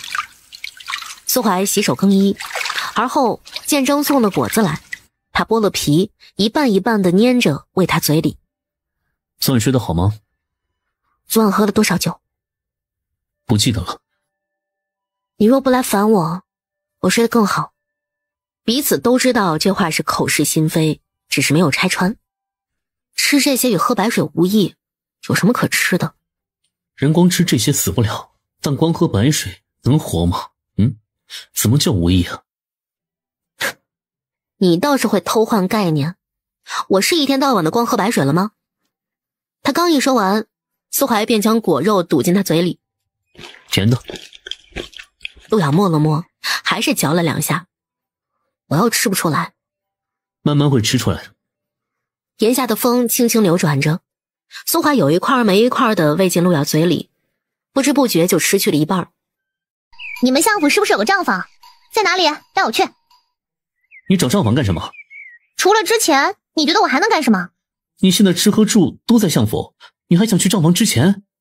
那狗贼既然要我们住在这里，衣食住行吃喝玩乐，他不得全包啊？你要是有意见，我和瑶儿住外面去，那肯定不会要你们掏1文钱。剑霜想了想，只好说道：等主子回来，我去请示主子。于是姬无暇干脆就在前院候着了。等苏怀一回相府，便见着穿堂上放着一把独椅，姬无暇正歪在椅子上，一边吃瓜一边纳凉。窗堂内处有风前呼后走，十分凉快。主子，我想去账房之前干什么？除了花还能干什么？难不成只来吃啊？找我拿钱花，你是怎么想出来的？人在京城干什么都得花钱，又不是我们非得住在这儿。你要是不想管，你可以放我们走呗。我又没要你非得住在这里，你可以走。我打街上路过，看见这上京铺子里卖的女子衣裳可真好看，想给我瑶儿买来着。你不给就不给呗。买最好看的。苏怀说着就抬脚走上穿堂，又吩咐剑霜：去给他支钱。快去快回啊，3、500两不嫌多。苏怀从他身旁经过时停了停脚步。这时节穿多了闷热，最好是轻薄透气的。要求这么多，你到底是要轻薄透气的，还是要好看的？就没有轻薄透气又好看的？你是巴不得买那种透如薄纱又若隐若现的吧？苏怀向来不知廉耻为何物，甚至还隐隐有点期待。有那种吗？他走过穿堂，竟往后院去，又道：有就买2身。狗贼是真狗贼，禽兽也是真禽兽啊。新裁的夏衣送了过来，洗净晾干了，一会你试试。衣裳还少吗？天气热，送了些更轻薄透气的。相爷倒也不必如此费心，我不热衷于衣裳首饰，胭脂绫罗。我热衷。陆遥蓦然回想起在南怀的时候，这狗东西喜欢玩看人换装的游戏。你热衷，那你自己穿吧。是照着你的尺寸来的，我穿不了。午后，苏怀果真拿着一叠夏衣给陆遥试试。你又是嫌麻烦，我可以帮你，既不要你脱，也不要你穿。你出去我就换。苏怀也配合地踏出了房门去。陆遥利索地啪地关上了房门，苏怀便站在屋檐下的阴凉处，微微眯着眼。结果还没等一会儿，房门就应声而开。苏怀俯一回身，冷不防一堆衣裳就直接摔在他脸上。怎么没换？那你怎么不问问你给的都是些什么玩意儿？这不是衣服吗？轻薄透气，还好看。哼，所谓轻薄透气就是一层薄纱是吗？薄纱不行吗？要是不行，那为何市面上会卖？我倒要问问了，你说的市面上都是些什么乱七八糟的市面？现在正值盛夏，外面都这么穿，凉爽轻便。就这，你说说，穿了和没穿有什么区别？苏怀打量着他，似乎在遐想。穿了比没穿更有感觉。陆遥算是明白过来了，什么给他裁的夏衣呀？这分明是他自己准备的，就是为了满足他的兽欲。还有吗？还有，那就一并全销毁了。这得为你的好姐妹了。我一天这么忙，没有时间去逛铺子，否则铺子里的衣裳全给你买来。这身你不喜欢就穿那身，便是给你撕着玩，也够你撕2日，撕到手软。陆遥想，确实，单就买1、2身衣裳，确实不是这狗男人的作风，他都是一箱一箱的买。晚间，姬无暇在外浪够了，踩着饭点回来。人都齐了，吃饭吗？那些乱七八糟的衣服是你给他买的？什么乱七八糟的衣服啊？哦，瑶儿，你说新衣服啊？怎么样，试了没？还合适吗？好不好看？衣不蔽体，你觉得能好看吗？怎么是衣不蔽体呢？分明是若隐若现，在屋子里穿飘飘若仙，还凉快好看。瑶儿，我这可完全是按照狗贼的要求买来的，是他要求透如薄纱、若隐若现的效果，这狗贼一向如此龌龊。我要的是轻薄透气且好看，透如薄纱，若隐若现，不是你提的吗？那你是不是强烈要求我给你买2身回来？你既提了，我为何不要？老子照着给你买了，是你自己没能哄瑶儿穿上，现在倒还要倒打一耙，让老子给你背锅。瑶儿，他就是想你穿的暴露，好给他看。我是求你给我买衣裳了啊！你别找我值钱。我又没求你值钱，还不是你听说我要给瑶儿买衣服，动了歪心思才肯给我钱。说到底，为了骗我2个钱花，连好姐妹都不惜出卖啊！他一边说着，一边给陆瑶舀了汤放到他手边。陆瑶是听明白了，一个想花另一个的钱，另一个呢又想让这一个给买那些乱七八糟的衣服，所以达成了一致。现在闹掰了，事情摆到了台面上，2个厚脸皮全然不觉有什么羞耻的，反倒以此相互撕扯对方脸面。你们要不要再找人来评评理，看看谁更不要脸一些？你还要抱多久？你给我抱多久？你放开！你干脆把我掐成2半得了。我可以亲你一下吗？不可以。那你亲我一下。狗东西惯会得寸进尺。陆瑶黑着脸抬脚就走出房门，懒得理他。不知不觉还有2、3日就快到了阴阳先生定下的动土之日。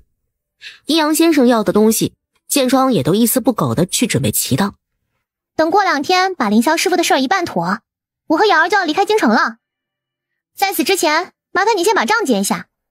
苏怀在廊下一边洗手一边听他念账目。剑争剑双一脸麻木。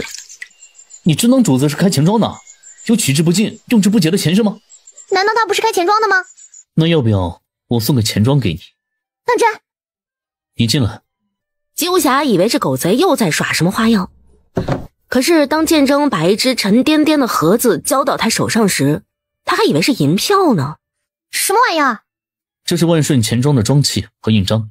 吉无暇一听，赶紧把纸契和印章都拿出来看，果真全刻有万顺钱庄的字样。你什么意思？送给你。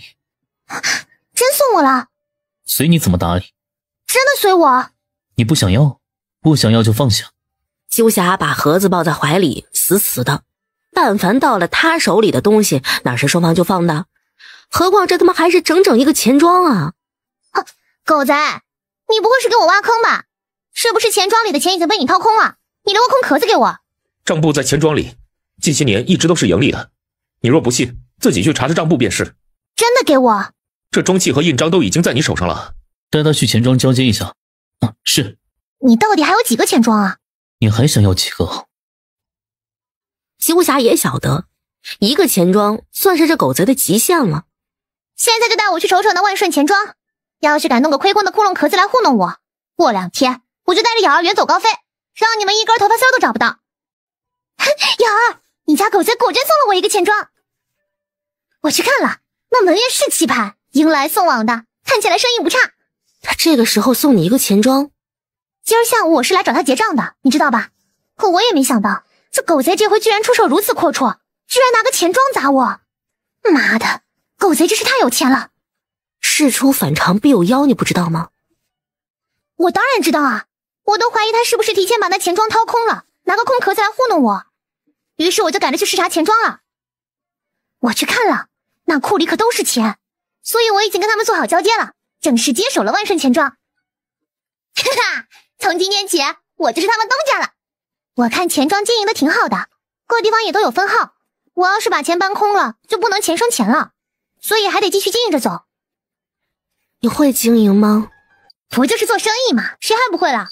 我之前不也是做生意的，只不过做的是杀人的生意罢了。不过这钱庄的账本是真的多，堆起来好几大摞。要想了解钱庄的经营情况，我必须得先吃透他们的账本。从明天起，我就是个大忙人了。这时，苏怀从书房出来，进了隔壁这屋子，闻言说道：“忙些才会有钱进。”我忙起来顾不上，瑶儿就交给你照顾了。他在我这横竖不会少他吃穿，也不会让他劳心费力。这一点我确实放心。先祝你财源广进，多多益善。这个好说，来，吃饭，再搞点酒来，吃喝两杯。说好的事出反常必有妖呢？没事的，瑶儿，你不用慌，反正他跑不了。要是那钱庄真有问题，等我弄清了账，我再跟他好好清算清算。苏怀斟了2杯酒，然后两人就喝上了。这酒好喝吗？好喝，瑶儿，你要不要来2杯？那就给我来2杯。这酒劲大，有你劲儿大吗？往后这2日，齐无暇几乎不见人影，他当然是去盘他的钱庄了。就那些账簿，他想要彻底吃透，怕是得耗个3、5月吧。2日后便是动土日了。今日2位师傅合遭，是好事。他说这话时红着眼，只是他再也没有大师傅了，一丝念想都没有了。不管生前与身后，能同寝而眠当然是好事。所谓盖棺成局，尘埃落定，阴阳有别，此后生者有生路，亡者过黄泉，两不相交，各自安好。凌霄师傅，叶藏前辈，这下你们算是彻底重聚团圆了。你们好好过日子，阴间应该也有江湖的吧？你们也可以去云游阴间，惩戒恶鬼。要是钱不够了，就给狗贼托梦，让他烧钱来。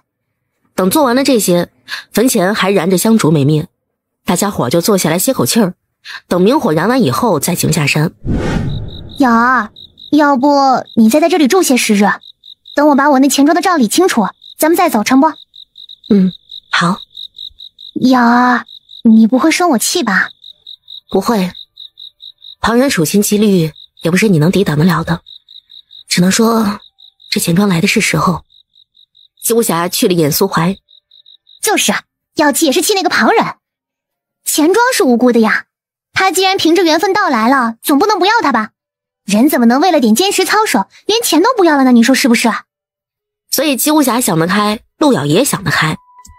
横竖已经在这儿待了大半个月了，再多一阵子也是死猪不怕开水烫了。瑶儿你放心，等我忙完咱们就往下个地方去，你早点休息啊，明儿个一早我还要去钱庄转转，先走了。接下来的日子，齐无暇确实没有时间来找陆咬消遣，他有时候一天连影都没有。其实大家都看得出来，这回主子肯下血本把个钱庄拱手送人，无非就是想留住陆姑娘。陆姑娘这等心思的人又怎会不明白？只是连剑霜都没有想到陆姑娘会这般容易就答应留下来。明明之前陆姑娘都是恨不得早日离开的，如今她和主子也没有先前那般针锋相对。我现在这个样子对你来说是最好应付的，只要我进了你这门，你便有法子让我出不去。我若是一直不好，永远不好。你打算要把我圈养在这一辈子吗？我是有此打算，但你的功力和绝世总有一样会好。我要去云津，你会放我去云津吗？眼下不会，两国不太平，你若去了，他们便可挟持我。等我拿下云津，再带你去。在这之前呢，你便安心留在这里。我想回妖谷。你若回去了，我便找不着你，想见你一面都难。你以为我会答应吗？那你就继续把我圈在这儿。你想去哪儿，我抽空陪你去。去街上逛铺子，还是去城郊避暑，亦或是去找阿如聊天解闷？陆咬突然觉得胸口痛，跟他聊到最后总能一肚子气。是不是家里待烦闷了，想出去走走是吗？要不要去逛逛衣裳首饰铺子，可以买新衣裳新首饰来穿戴。穿戴给谁看啊？穿戴给我看啊。那还不是为了满足你自己？那你想我如何满足你？我做梦都想要满足你。你要不要看看你有多浪荡？你说说看，我有多浪荡？事实，剑霜走到屋门外，房门都没有关，但他哪敢进去啊？主子，喜部送了衣裳来了，是绝前主子给陆姑娘定下的嫁衣，绣娘花了几个月的功夫，终于绣好了，今日送了过来，看看是否合身。眼下正在前殿候着呢，把衣裳送进来。是。不一会儿，剑霜就去而复返，可见一叠火红的嫁衣叠得整整齐齐，可见衣上绣满了栩栩如生的金羽凤凰和七彩牡丹，与那金凤牡丹相得益彰，极尽华美。丹凤呈祥，白手嫁约，这件衣裳倒也能看。我都是请的京中最好的绣娘，绣上几个月，成果与宫中内造相差无几。试试。我不是。不是怎么知道合不合身啊？合不合身又如何？你觉得眼下我会穿着它跟你结婚吗？不结婚就不能穿了吗？这是嫁衣，你知不知道什么是嫁衣？嫁衣便是结婚穿的衣裳。不结婚就不能穿了吗？这是嫁衣，你知不知道什么是嫁衣？嫁衣便是结婚穿的衣裳。那不结婚穿了它会怎样？会死吗？他的狗逻辑一向是让他无力辩驳。这嫁衣是下了毒还是下了咒？我倒要看看你不跟我结婚，穿了它会不会死。说着便亲自动手来剥他衣裳。陆瑶捂得紧紧的，一手抓住他的手，邪火一下窜上来。狗东西，你非要这么不讲理是吗？你不肯跟我结婚，我不逼你，我就只要你穿给我看看。有什么好看的？你又不是没有看过。你别忘了，以前跟你订过婚结过婚，也不是没有穿过。以前是以前，如今不同。然而在药谷，你亲口答应了要嫁给我，我给你准备嫁衣也是你亲自点了头的。正是因为你应了，我才寻遍全京城最好的绣娘，花足了时间和功夫在这上面。既然你应了，便是你不跟我结婚，这衣裳你也得穿，不然我钱白花了。你是自己穿还是我替你穿？没等陆瑶开口，他便脱开他的手，手指转而便扯着他的衣带。陆瑶手忙脚乱的来抓他的手，老子自己穿。就在我怀里，你自己穿，我看着你穿。滚你妈的！他翻身就要下地去，结果苏怀长臂一捞，就又把他捞了回来。夏日的裙长本就单薄，他直接给他撕扯了去。陆瑶越骂他，他越来劲，但这种时候他已经气得没法不骂他了。苏怀，混账玩意儿！我是混账玩意儿。最后他衣衫都给他扯落了，丢在了地上，身上只剩下一件肚兜。苏怀眼神直勾勾地盯着他的肚兜，陆瑶就是再瞎也能感觉到他的眼神。他只得随手飞快地抓过那身火红的新衣裳，胡乱地往身上套。他自己不知，好好的一身嫁衣，此时此刻在他身上硬是穿出一股子雨过天晴、花落满青的凌乱美。看你这样，我火都起来了。陆瑶正恼着，扬手就要打他，可手在半空中蓦地停顿住，又没能打得下去。我给你打，你舍不了了吗？苏怀，你是不是有受虐的毛病啊？到最后他硬是被他带着，最后只能蜷着手指碰到他脸上去。你要是舍不得打，你就摸摸我。陆瑶手指碰到他脸上的那一刻，神色就有些正松。你看不见我，摸也摸不出是我。他都未曾去想，那确实已经很久了，不曾见过他的样子。他手指流连的在他脸上，摸到他的眉骨，摸到他的睫毛和眼角，竟又将记忆深藏的模样一笔笔全然勾勒了出来。猝不及防的，竟如此清晰。摸清楚了吗？陆瑶这才猛然回神，又钻了他的套子，打是打不过去了。两相僵持了许久，陆瑶抿了抿唇，实在忍不下今日这口恶气。后来他头脑一热，俯身就朝他扑过去，埋头在他肩膀上狠咬了他一口。在他咬他之际，苏怀顺势就勾住他的腰，将他狠狠收紧在怀里，仿佛陆瑶咬的不是他，他丝毫不知痛一般。他竟还在笑，似许久没有这般让他高兴的事情。那眉眼间皆是如妖似魅的笑意，勾人的很。只要他高兴，哪怕是陆瑶咬掉他一块肉，他也是由着他的。方才在笑，你知道我在笑吗？你的嘴角上扬了，有那么好笑吗？一定要好笑才能笑吗？高兴不能笑，快活不能笑，想笑不能笑。苏怀，你是我见过最奸诈狡猾之人，没有之一。苏怀将他腰身往上提了提，与他贴得更紧更近。陆瑶一下子就能感觉到他身体的变化，僵着动也不动。你是我见过最美丽的女人，没有之一。想跟他骂一架，这要怎么骂呀？两人便一人靠着床，一人伏在他怀里，两相静静地依偎着，直到落日西沉，洒了满屋子流金的余晖。陆瑶歪在他怀里，居然一时大意就睡着了过去。他甫一下地就赶紧拉开同他的距离，生怕苏怀又拽他回来似的，连鞋都顾不上穿。他紧紧拢着衣裳，赤脚转身就往衣橱那边走去。佳衣被他这样一裹，反倒裹出了身姿的曲线。苏怀之所以不阻他下地，或许就是想看一看这般光景。他眼神如狼似虎，恨不能将他身段捉回来把在手里玩，但他又心知得步步为营，急不来。需要我帮你吗？不需要。他摸索到一身衣裳，拿去屏风后面换。你没拿肚兜，肚兜不换吗？陆雅没理他，他自顾自道：一会儿反正也要洗漱，眼下换了，洗漱时还得再换。陆雅还是没理他。你穿这身嫁衣很好看，要不以后多做几身，你在房里穿给我看。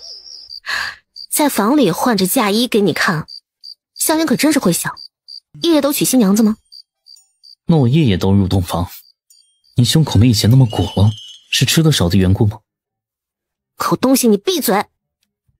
跟个臭不要脸的东西计较什么呀？还不是自己气自己。这件衣裳还是不算试出效果来，改天再好好穿一遍给我看。怎么不算？你方才试的只是在洞房时勾引我的样子，在堂上拜堂迎客时的样子还没有出来。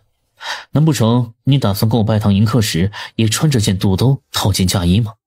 是哪个畜生扒了我的衣服让我只能套件外衣啊？我是畜生，下次正经再试一次。下次就等我眼睛好了再试吧。你是用眼睛试的吗？既是给我准备的嫁衣，我若不能亲眼看一看，岂不遗憾？也枉费了你的一番心意，香烟说是吗？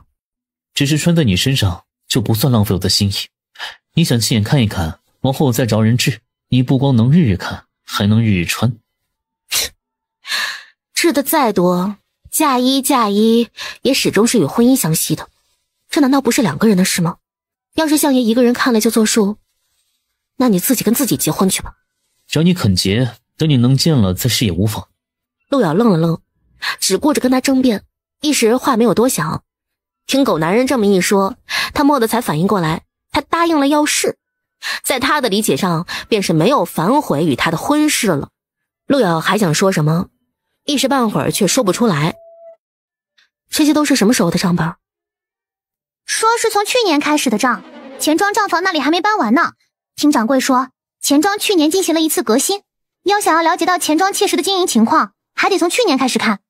而且自我接受之日开始，那之前的营收都得给狗贼，之后的才是我的，那我不得算个清清楚楚啊？他休想从我这里多分走一厘钱。他伸手摸了摸那些算盘珠子，一顺溜扶整齐，而后姬无暇拿起一本账册开始念，那算盘珠子就生生脆脆的在他指下游走，整个珠子都是算盘珠子敲打个不停的声音。剑霜在廊下听着，那算盘声都不带停顿的，除非姬无暇念账目的声音停下了，算盘声音才会停下。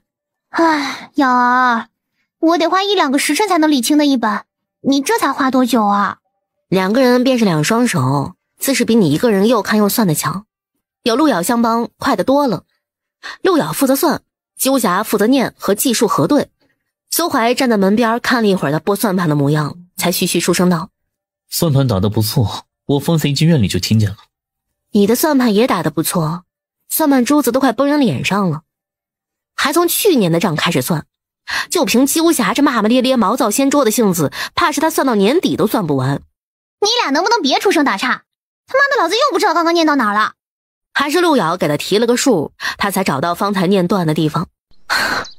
你呀，就不是个做生意的料，要不还是把钱庄的钱搬空算了。不行，再多的钱也总有花完的一天，只有钱生钱才能无穷尽，将来还能留给子子孙孙花。子子孙孙，你不会想得太远了吗？切，人嘛，当然要为长远做打算。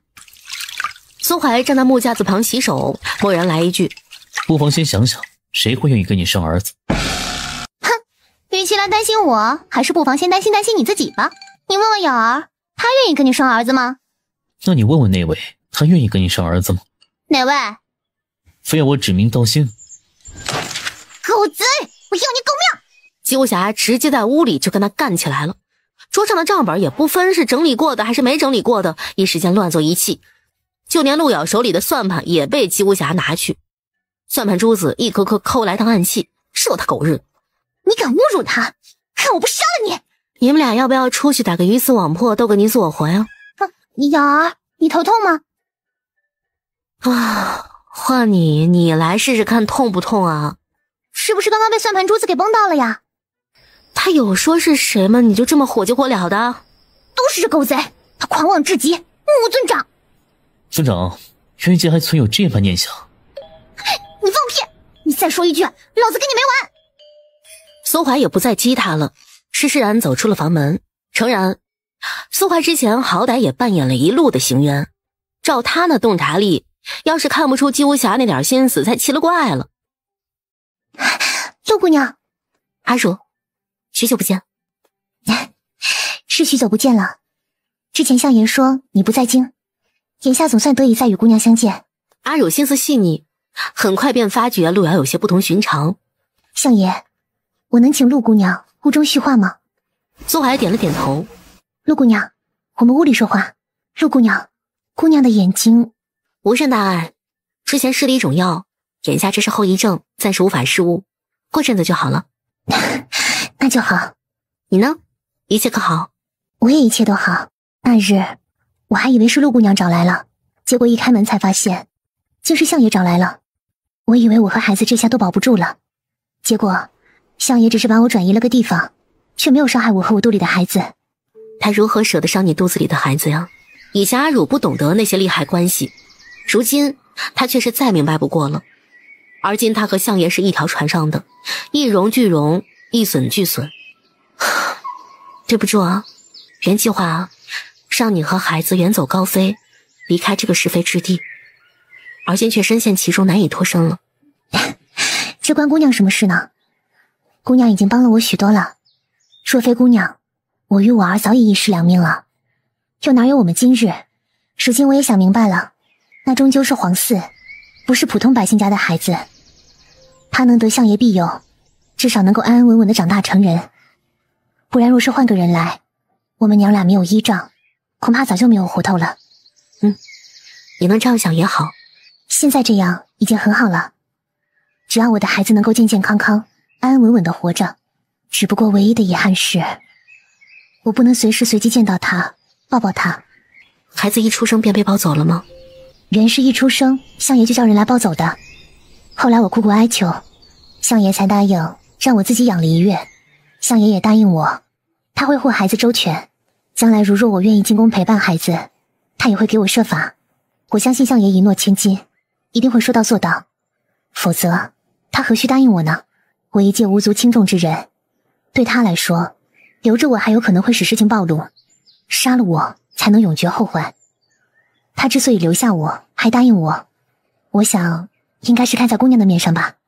陆瑶当然知道，照苏怀以往的行事做派，在阿汝生产以后就杀了阿汝，绝对是一劳永逸的法子。姑娘与相爷还好吗？好不好就那样。之前以为姑娘与相爷缘分已尽，今日见姑娘与相爷一起，可见到底是好事多磨的。这还当真是应了之前说过的话，相爷如今一心都在姑娘身上，哪里个舍得下？男人一旦动了真心，就会想方设法的把你占为己有，更何况像相爷那般的人。你这是给他当说客了？没有的事，我早前便说想看看相爷那等人物爱上个女子是何等光景，如今我是看见了。不过不瞒姑娘，相爷确实交代过我，好好陪姑娘聊聊天，散散心。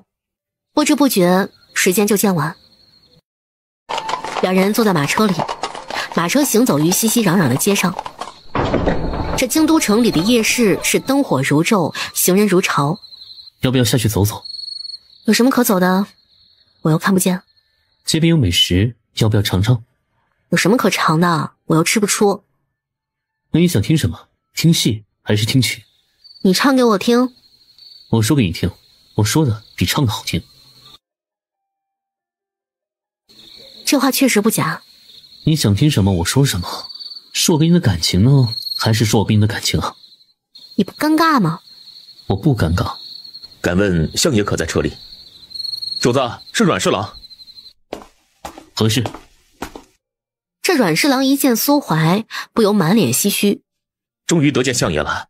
相爷有所不知，今儿个下官往公署跑了好几趟，都说相爷不在，没想到眼下在半路上遇到相爷，真是老天有眼了。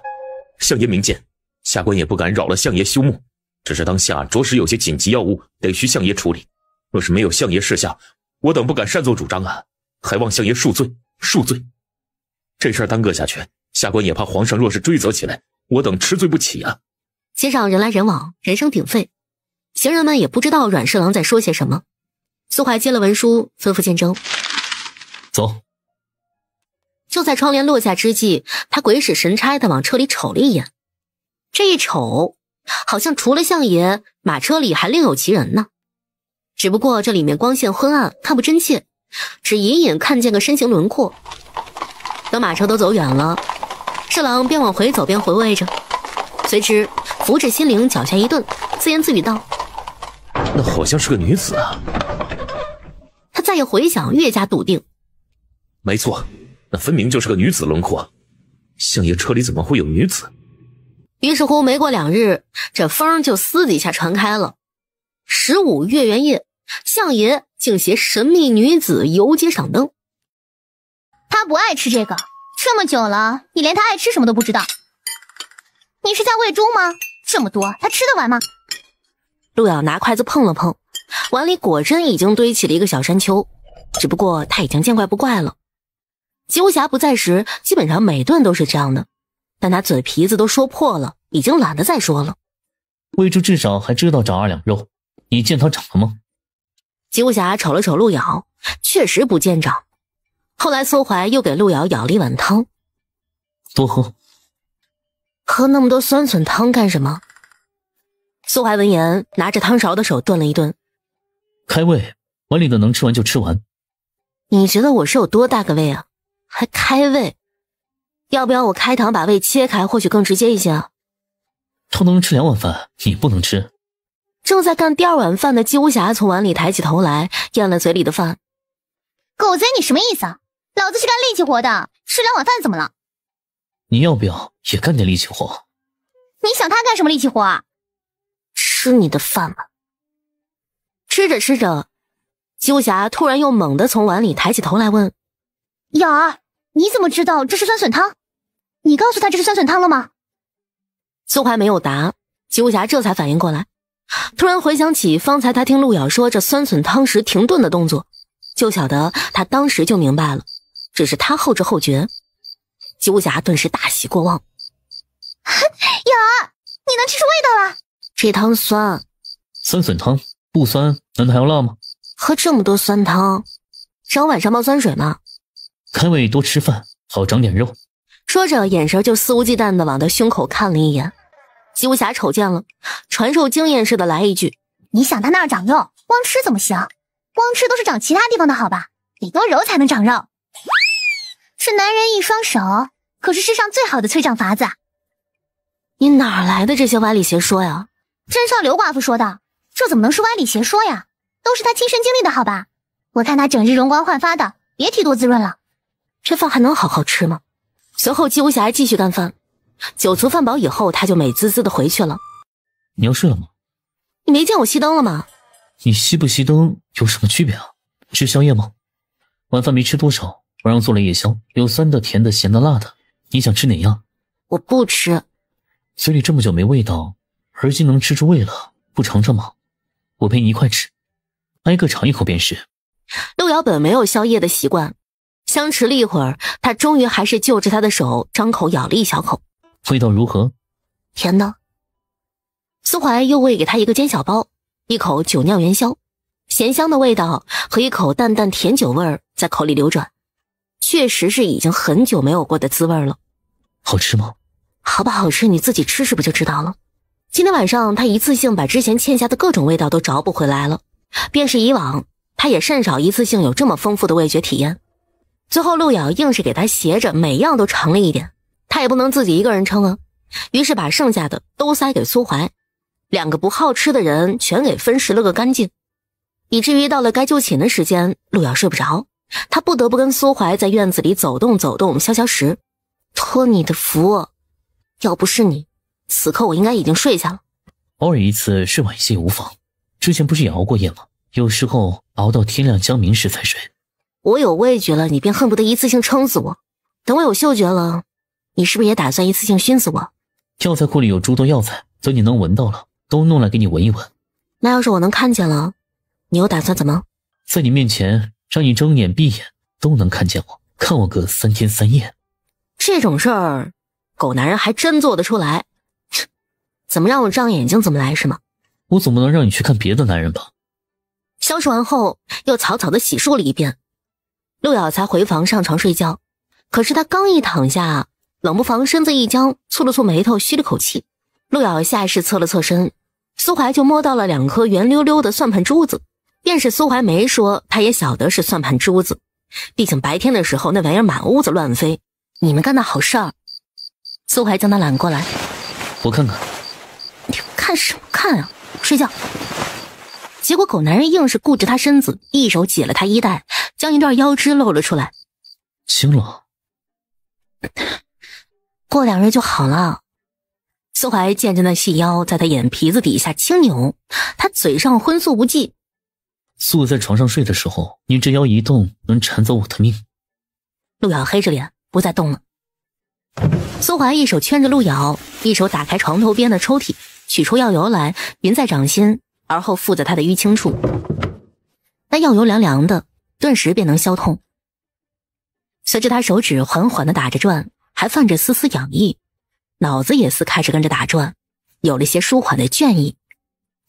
苏怀本是轻轻给他揉着腰，可揉着揉着又不对味儿了。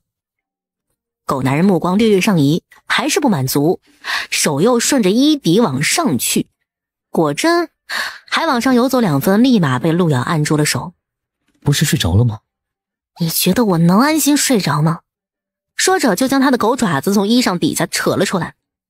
苏怀捻了捻手指，似还在回味方才那温意又细滑的触感。妈的，这2天钱庄的账怎么越对越多啊？照这样下去，老子对到年底去都对不完。那把近几个月的算清楚了就是。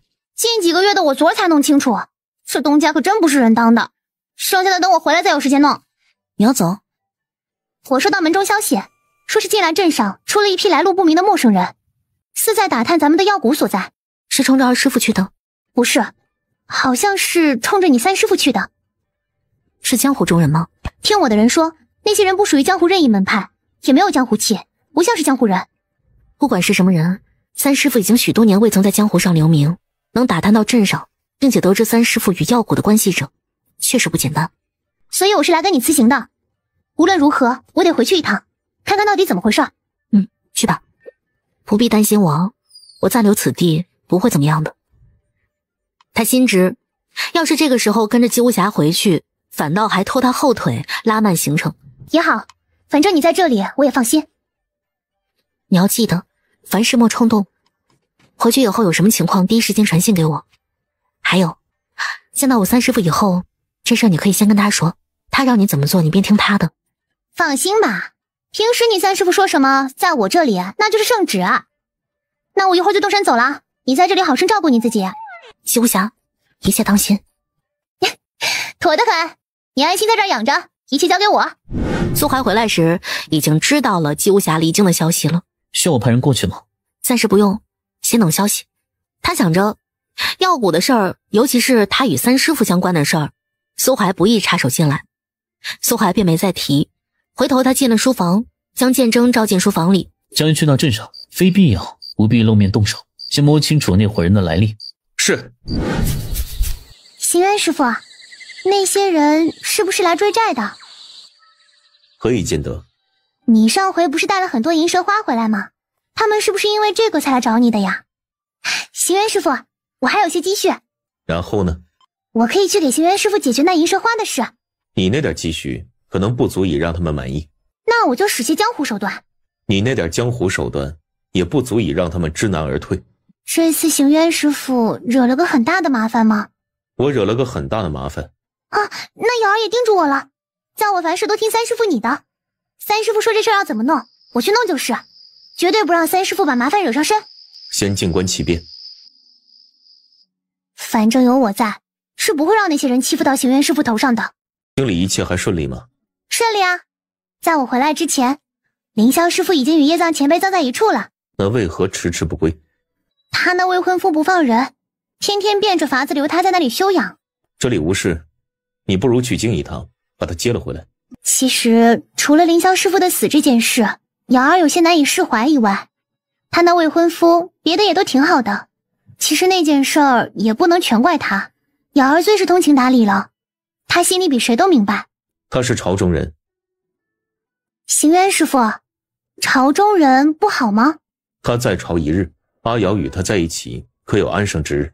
瑶儿肯定是知道这些的，但他还是不忍服行渊的意，回头写的信去给陆瑶说明了行渊的意思，再问问陆瑶想不想回谷。若是想回，他即刻就去接他回来。结果信传到陆瑶那儿，陆瑶拆开的信还是得交给苏怀帮他念。苏怀眼神浏览了一遍信上内容，与陆瑶说道：他说耀谷一切都好，叫你帮他看好他的钱庄。我都看不见，怎么帮他看钱庄啊？你只要哄好我，就是帮他看好钱庄，需要帮你回信吗？你回他，叫他安心看好耀谷便是。随后苏怀当真铺纸提笔回信，信上用的是他自己的笔记，以陆瑶的口吻对姬无暇回道：眼下三师傅事儿多，就不必操心他了，还是先处理好他自己的事儿，耀谷一切无恙，才好叫他放心。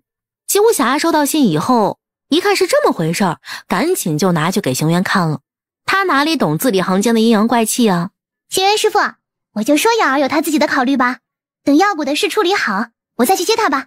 有他自己的考虑？他双眼未好，不能自己回信，这信再明显不过是他那未婚夫回的，并且生怕他看不出来一般，连字迹都懒得隐藏一下。至于他徒弟知不知道姬无暇写去的信里究竟是何内容，恐怕都还是个未知数呢。不过行渊看后没说什么，只是把信移到灯火边就烧了。那信上的言外之意姬无暇没看明白，他却是看得明白，大致意思无非就是管好你自己。出事前，我国君就已有结两国之好的念头，万望陛下准予。两国友好往来，每年云金也按照往年的例份继续向一朝运送岁贡，往后数十年都再无隔阂与争端，更加不会有战火，两国太平实乃天下百姓之福啊！往后数十年无战火，我云京的晋王殿下亲口许诺，于他登基在位之年定无战火，更何况我云京国书亦有国主的玺印在此，岂能有假？朝臣们的眼神都若有若无地瞟向殿首站着的苏怀，想看看他是何反应。两国联姻确是结两国之好的极佳法子。这宫中有适龄待嫁的公主，无论如何也能成就一番美满的姻缘。可靖王偏偏却只要一个丫鬟了。传我靖王爷的话，想当初他在陛下这里做质子的时候，得幸偶遇一位六姑娘，在宫宴上与那位六姑娘合作了一曲观神曲。靖王爷每每思之，感念至深呢，说平生从未与人合作有这般酣畅淋漓过。那位六姑娘情意了得，举世无双，靖王爷赞叹至今呢。怎么不是？那六姑娘是位难得的才女佳人，只可惜靖王爷也十分遗憾，天妒红颜，薄命如斯。后靖王爷又说，六姑娘身边有一个丫鬟，习得六姑娘一二本事。靖王爷别无他求，就只求那丫鬟去往云津与靖王爷联姻，以传靖王爷的爱才怜惜之心呢。皇帝看了看苏怀，靖王恐怕有所不知，那六姑娘身边的丫鬟实际可不是丫鬟。哦，那她究竟是何方神圣？她原是我朝苏相的未婚妻，阴差阳错去了六姑娘身边侍奉些了日子，如今他人可养在相府里。原来竟是苏相的未婚妻。哎呀，我等可真是闻所未闻呐。可此前苏相不是与一朝的长公主成婚了吗？如此看来，这未婚妻怕也是名不副实啊。两国联姻乃是为国计民生着想，若是苏相肯割爱，那便是为黎民百姓做了一件天大的好事儿。想必苏相为国为民，以天下为重，也不会为了一个女子所耽误吧。云津靖王也是以天下为己任之人，横竖联姻也只是为了两国之大计，又何须只执着于一人？你不妨回去劝劝他，换个女子联姻看看。我云津国书已然在此，晋王爷的情意我等也传达到了，两国友好邦交，全望陛下定夺。这陆姑娘是苏青的未婚妻不说，实不相瞒，她还出了些状况。是何状况？她害了怪症，但凡接触之人都会被传染上。这确实是个难题。不过苏相敢将此女养在相府之中，我们晋王也定能妥善安置。我云津也有名医大夫，陛下请放心，他联姻去往云津以后，晋王爷定当悉心照料。晋王爷与那姑娘联姻，也并非是贪图美色，只不过是感念她是六姑娘身边的，又会情谊。哪怕她如今是病着，只要双手还在，她便依然是晋王爷选中之人。陆遥人在家中坐，嚯，就自个儿熟门熟路的找上门来了。陆姑娘，你现在可出名了？上回府里就有个人，因为多说了一句话，就被主子拔了舌头喂给灰灰吃了。有什么好事吗？没有，我可什么都没说啊。我这儿有一个治疗头风的方子。莫大夫一听，两眼炯炯有神。陆姑娘不妨拿来我见识见识。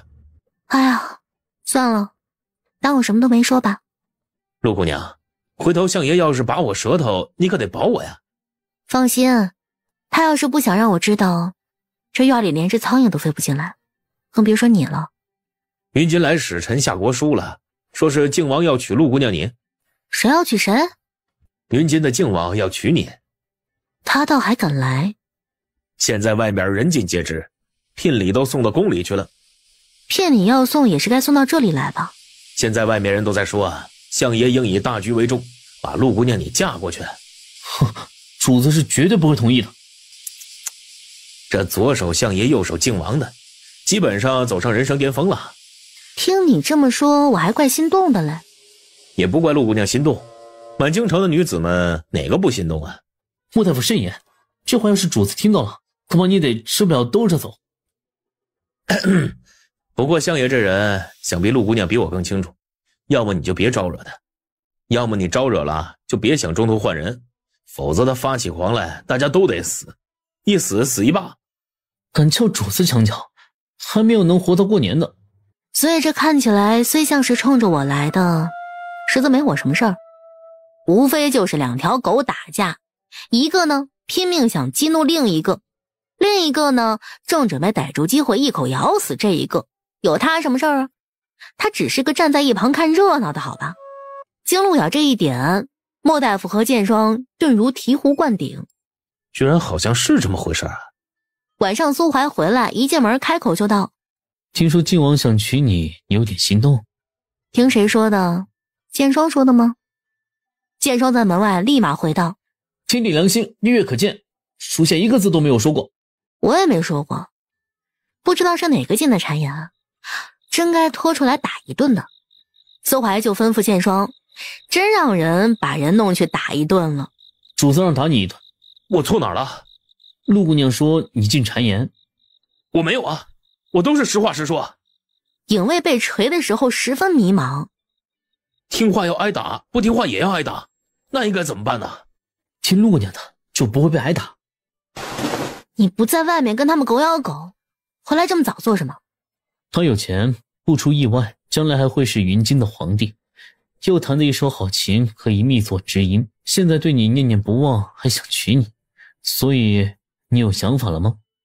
他有钱，不出意外将来还会是云津的皇帝，又弹得一手好琴，可以密作知音。现在对你念念不忘，还想娶你，所以你有想法了吗？你没钱吗？你不是位高权重到连皇帝都怕你吗？还知音呢？一个曲中高山流水，一个曲中阴阳两隔，知什么音啊？相爷再接再厉。再接再厉？什么？在你的辛勤耕耘下，你头顶的那片绿啊，一定会长成一片绿森林。他前景虽好，但横竖他命不长。哼，是。千年的王八，万年的龟，谁能有你命长啊？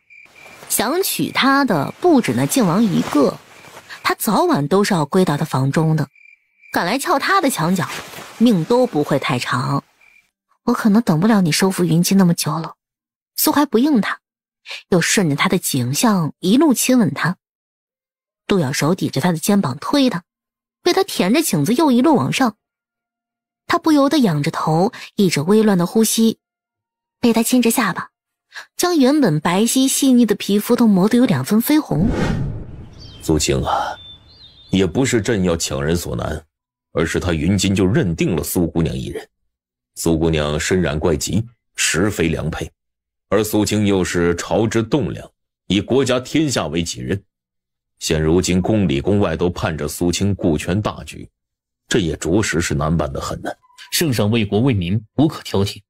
可若君臣离心，朕也十分不愿见到。苏青，倘若朕为了大局考虑不得不为之，你可会怨朕呢？圣上多虑了，希望你能明白朕的难处啊。臣明白。皇帝一时也分不清他到底有没有不满。说到底，还是那云金的靖王做的欠妥，明知那是你的未婚妻，却还要以2国之名夺了去。以苏青之才貌，寻常女儿家那配得上啊？来日，朕定当为苏青寻一门当户对、方方面面都优秀的女子，才能与苏青相配。臣先谢过圣上。朕念着你与那陆姑娘虽有缘无分，但也算是情分一场。如若苏青你愿意去送嫁，那朕便任命你为和亲大臣，一同前往云锦，如何？臣谢圣上体恤。苏怀离去时，皇帝还有些回不过神来，问道：他这就同意了？目前来看是的呢。这个苏怀，他又打的什么主意啊？可他既然答应了，皇帝也不能再犹豫了，当即任命苏怀为和亲大使。苏怀回到院里，将屋门开着。行李都收拾好了吗？还没顾得上，你来帮我写封信给鸠侠。写什么？告诉他我们离京去云津的事儿，免得他担心。苏怀一边落笔写着，那笔走龙蛇，游刃有余，看起来轻松自在。他担心？他现在有空担心你吗？那告诉他我们去云津了，省得他空闲下来往这儿白跑一趟，总行吧？我没说不行。那你最好什么都别说。苏怀将信封好，交给了剑征送出去。然后苏怀又来帮陆瑶收拾衣裳行李。用得着带这么多衣裳吗？天气热，一天换2、3套，多吗？你以为游山玩水啊？还一天换2、3套？我只带3、2套便是了。肚兜要不得都带，还有底裤，出汗了可以换。这是什么？买的新衣，穿着凉快。要穿你自己穿吧。看这个架势，这狗男人哪是送他去联姻啊，分明就是送他去游山玩水的。离京的时候，2国的使臣队伍合在一起，一辆辆马车也满载，浩浩荡荡的出城去。听说这次相爷亲自送人去云津联姻，百姓们都感到十分好奇。他跟苏怀也都一副坦然之态，今天走到哪儿就歇到哪儿。毕竟从大业到云津路途这么遥远，那些想杀苏怀的人，等他们入了云津以后再动手也不迟。陆瑶在半路上收到了姬无暇的信。白天的时候，陆瑶就察觉着黑虎跟着了。到了晚上休息的时候，黑虎才鬼鬼祟祟地飞进驿站的房间里，鼓动着脖子咕咕咕地叫唤。陆瑶摸摸他，从他脚脖子上取出信件。去云京的事他也知晓，让你一路小心。然后呢？他暂时没空陪你一道去云京。可有说起镇上那些人？那些蓬莱人摸到药蛊的位置，但没有擅闯，只在谷外囚禁你三师傅。看样子三师傅与蓬莱渊源甚深，这样的情况姬无暇也确实不能轻易离开。3张信纸就这点内容，让你帮他要账。他这一提，陆瑶才想起来，靖王还欠了姬无暇一屁股账呢，都是当初在城外遇袭时姬无暇赚的人头钱。关于钱的事儿，姬无暇什么时候落下过呀？还有别的吗？他让你鸟儿子跟着你，他让黑虎低调行事。故而白天的时候，黑虎基本上不会露面，也不会乱叫。还不去睡吗？我睡不着。为什么睡不着？你是不是走了就不打算回来了？会回来。那你什么时候回来？处理完事情就回来。那你什么时候处理完事情？我说了，时间不定。我知道，行渊师傅家在那边，家人都在那边。你回去以后处理完家事，有可能还会继承家业，不一定能回来得了。行渊看着他不说话。我是替瑶儿问的，我答应过他要看好这里的，总不能等他回来以后发现三师傅走了再也不回来了，那他就只有一个师傅了。他应该还不会追着我问什么时候处理完事情回来。瑶儿他嘴上不追着问，可他心里一定会担心，我得帮他弄明白了。你是在帮他弄明白吗？我就是在帮他弄明白啊。该回来的时候我会回来。不早了，回去睡觉。回到房里躺下，翻来覆去的睡不着。没多久，他又听见了行渊的琴。这回他琴里与先前的意味不同。倘若先前是徐徐诱人入梦，而眼下就是强行催人安眠，很有股子难以抗拒的感觉。在彻底陷入梦乡之时，他仅剩的意识还挣扎着想，一定不要睡过头，一定不要，否则他明天走的时候他都不知道。你这不声不响的走，就不跟金丫头说一声？该说的昨天已经说清，还有何事可说？你办完的事要是迟迟不归，那丫头一根筋拧不过来，说不定还得去蓬莱寻你。熊渊没再说什么，转身上了马车。西姑娘，你怎么会在这里？金远，快进来吧。横竖已经被发现了，姬无暇也就没啥再好遮掩的，一跃身就翻进了窗户里。行渊师傅是怎么发现我的？我说这2天怎么老有人盯着你？金远把公子盯得这么紧，我都有所察觉了。我那是怕有人图谋不轨，他会不安全。跟到这里来做什么？既然不知道你什么时候回来，还会不会回来，我索性跟着你，还可以一路保护你。你怎么保护我？要是遇到歹徒，打架我再好。他想，从小到大他不都立志要保护他吗？他什么性子，行渊岂会不知？若是不让他跟着，他自己也会想方设法变成其他人的样子继续跟着。陆瑶收到姬无暇的信时，他跟苏怀已然抵达南怀，正要入云津国境。姬无暇信上说，他三师傅要同那些人一起去蓬莱，而他也一路上跟着了。虽然苏怀念的不带情绪，可陆瑶还是能从字里行间感受到姬无暇那股子兴奋，听着听着便也不由得笑了起来。姬无暇说，他从来没和三师傅一道出行过，而且还是渡海远行，可见他有多么激动了。照姬无暇的性子，恐怕这一趟能让他往后回味很久。需要回信吗？算了，眼下回信送过去，他们也已经出海了。苏怀在南怀连夜处理完各方送来的军报，而后带着陆瑶当夜便快马入了云津境内。云津的使臣队伍等第2天准备动身之时，才发现2人都不见了。使臣也知情况糟糕，连忙迅速回云津报信。苏相若是肯安心把他送来嫁我，倒不像是他的作风。这样也好，既然坏了2国联姻，叶朝悔诺在先，以为儿戏，失信我云际，2国的盟约便也就此作废。传令下去，整顿3军以备。还有多久的路？这2月。到目的地时，2人纵马进了一片林子，头顶黑虎痛快的翱翔，展翅掠过林木上空，远远传来一声鹰啸。我起初以为我们去的是云津的都城。离都城也不远，你若想逛都城，等办完了事再去城中逛。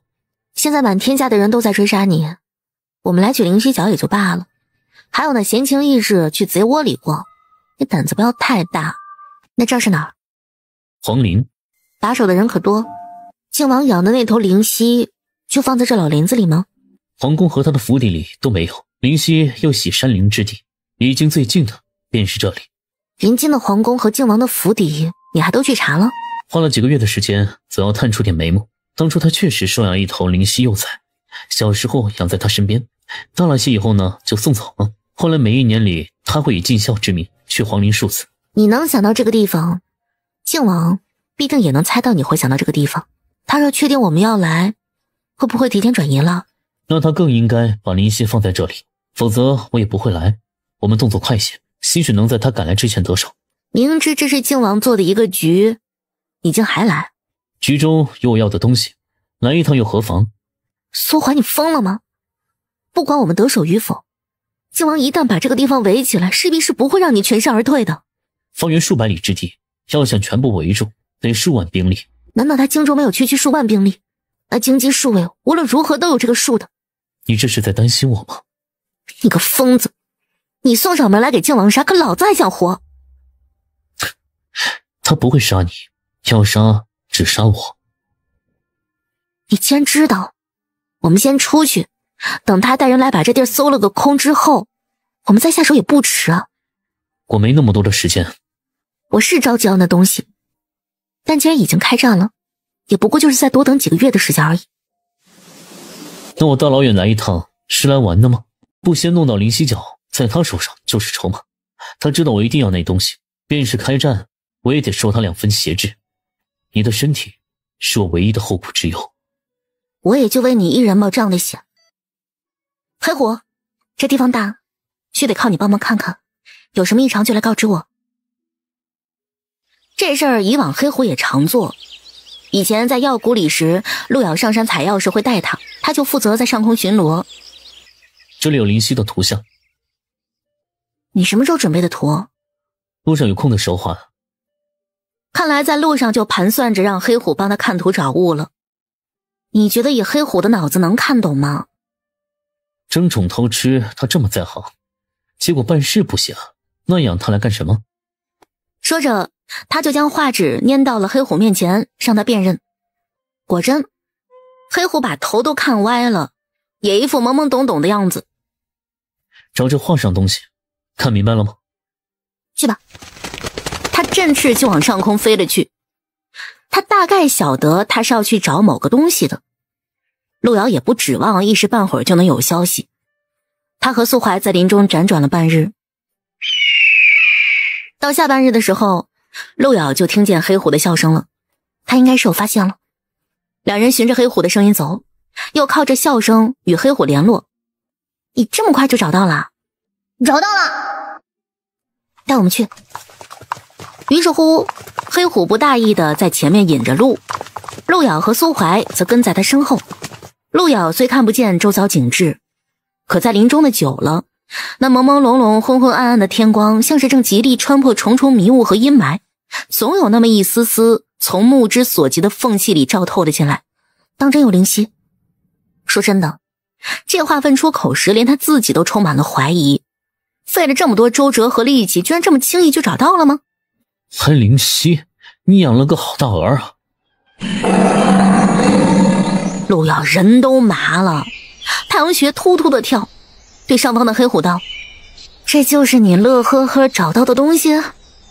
不是他吗？”只见林中哪是什么灵犀呀，那分明是一头花白花白的壮硕的大黄虎。晚上的时候，路遥和苏怀找了个地方生了火，火上烤着虎肉，马也找回来了，拴在树脚下吃草。路遥和黑虎一直目不转睛地盯着火堆的方向，只不过路遥是看着一团灰蒙蒙的火光，好像在他眼前闪烁，而黑虎则是盯着那烤肉。路遥瞧着那火光，暗淡到不像是一团光，而像一团月色，一团星辉，一团雾。干什么？烤烤火。冷吗？冷的话，过来我抱着。不冷。好了吗？好了吗？可以吃了吗？办事办不好，吃倒是能吃。你画的那灵犀的像，就他那么大点脑子，应该是笼统的理解错为野兽了。毕竟是禽兽嘛，你也不能对他太过指望，指望太大，失望就大。你以前对我失望，也是因为心里指望着我吗？现在不是在说黑虎吗？你往自己头上套什么？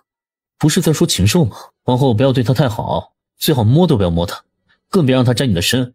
你对他好，他容易恃宠而骄，一恃宠而骄呢，就忘了本。这个人绝对是在假公济私。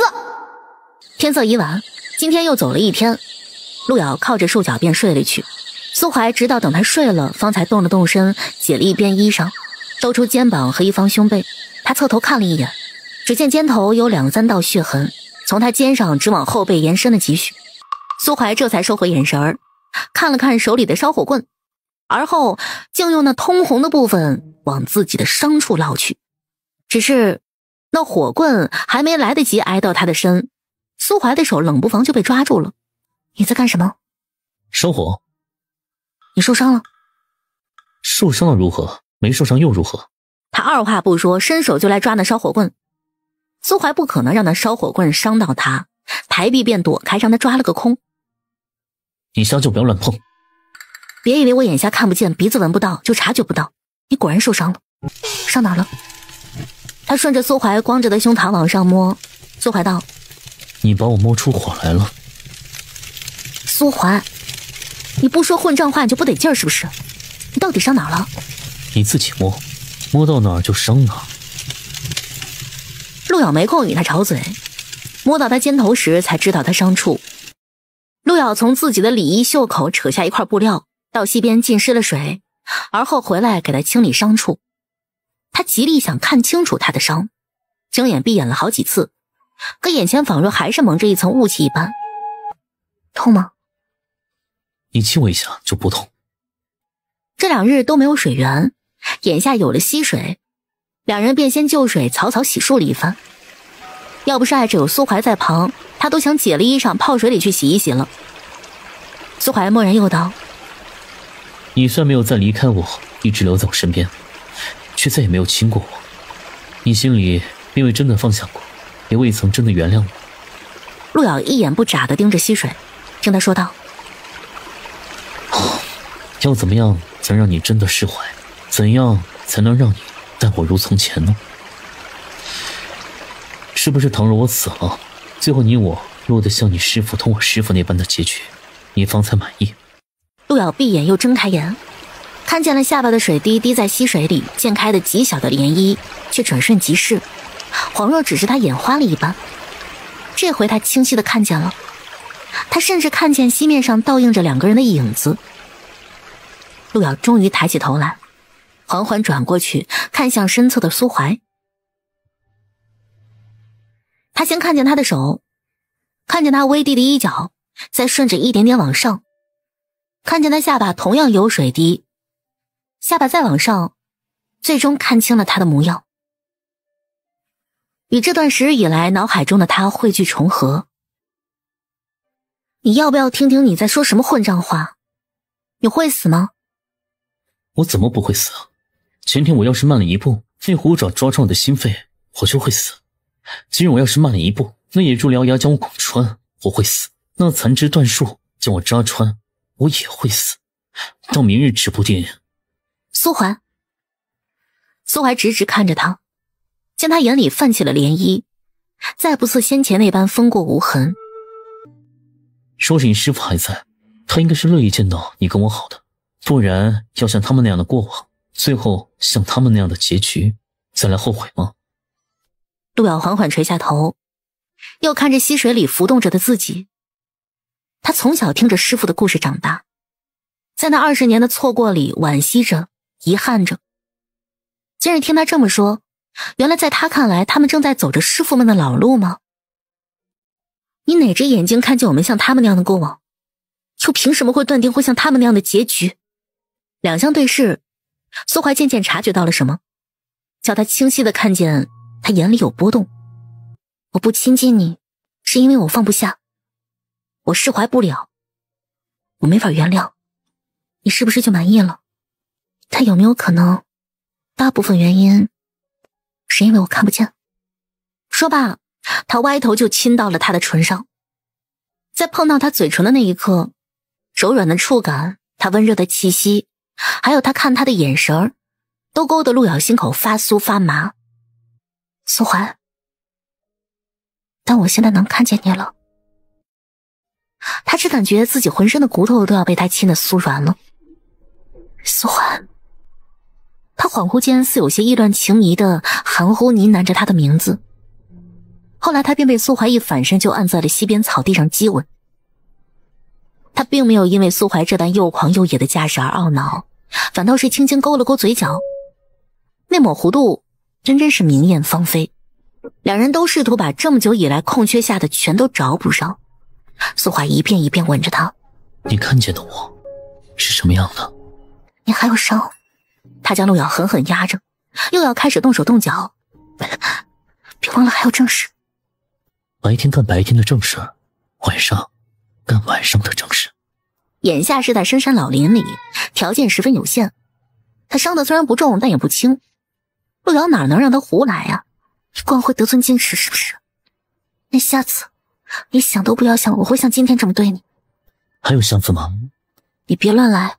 就还有，下次是什么时候？从这里出去以后。你看见的我是什么样的？狗样子。你多看看我。他看着看着一时脑子一热，忽然又蹭上前去搂着他亲亲他。火堆里的木棍被烧得轻轻爆破了一下，急需火星剑看，两人也似干柴着了烈火。陆瑶分坐在他怀里，与他勾勾缠缠的亲吻。他自己都没想到自己会这么想要亲他，大抵是之前一直压抑着，他终于找到一个合情合理的理由，可以把对他的隐忍全部狠狠地宣泄出来。哪个狗说的？一步一步来。我就摸摸。摸你个头啊！那你摸摸。说吧，真是猖狂。他反手拿着陆瑶的手，趁他毫无防备之际，就往自己腹下按了去。当晚在溪边歇了一晚，天亮以后，两人又继续在丛林里穿梭。你这眼神是欲求不满吗？哼，欲求不满的恐怕不是我。但我感觉尚可，也没有很满意。苏怀，你还要不要点狗脸？苏怀自回味了一下，又道：你的手又软又嫩。他这一提，陆瑶不得不回想起，蓦地感觉自己手心就又开始发热冒汗。昨个晚上，他是没不管不顾自己身上有伤而乱来，以至于今早醒来，陆瑶第一感觉就是手酸，像是抽筋了似的，比练武抽筋还酸。他现在动一动手指，那股子酸软感就十分明显。陆瑶简直不能想，一想整个人都麻了。算了，人都不做，还指望你要什么狗脸？这么久没有沾你的身了，有手用总比没有的好。你怎么不用自己的手？用自己的手有什么趣啊？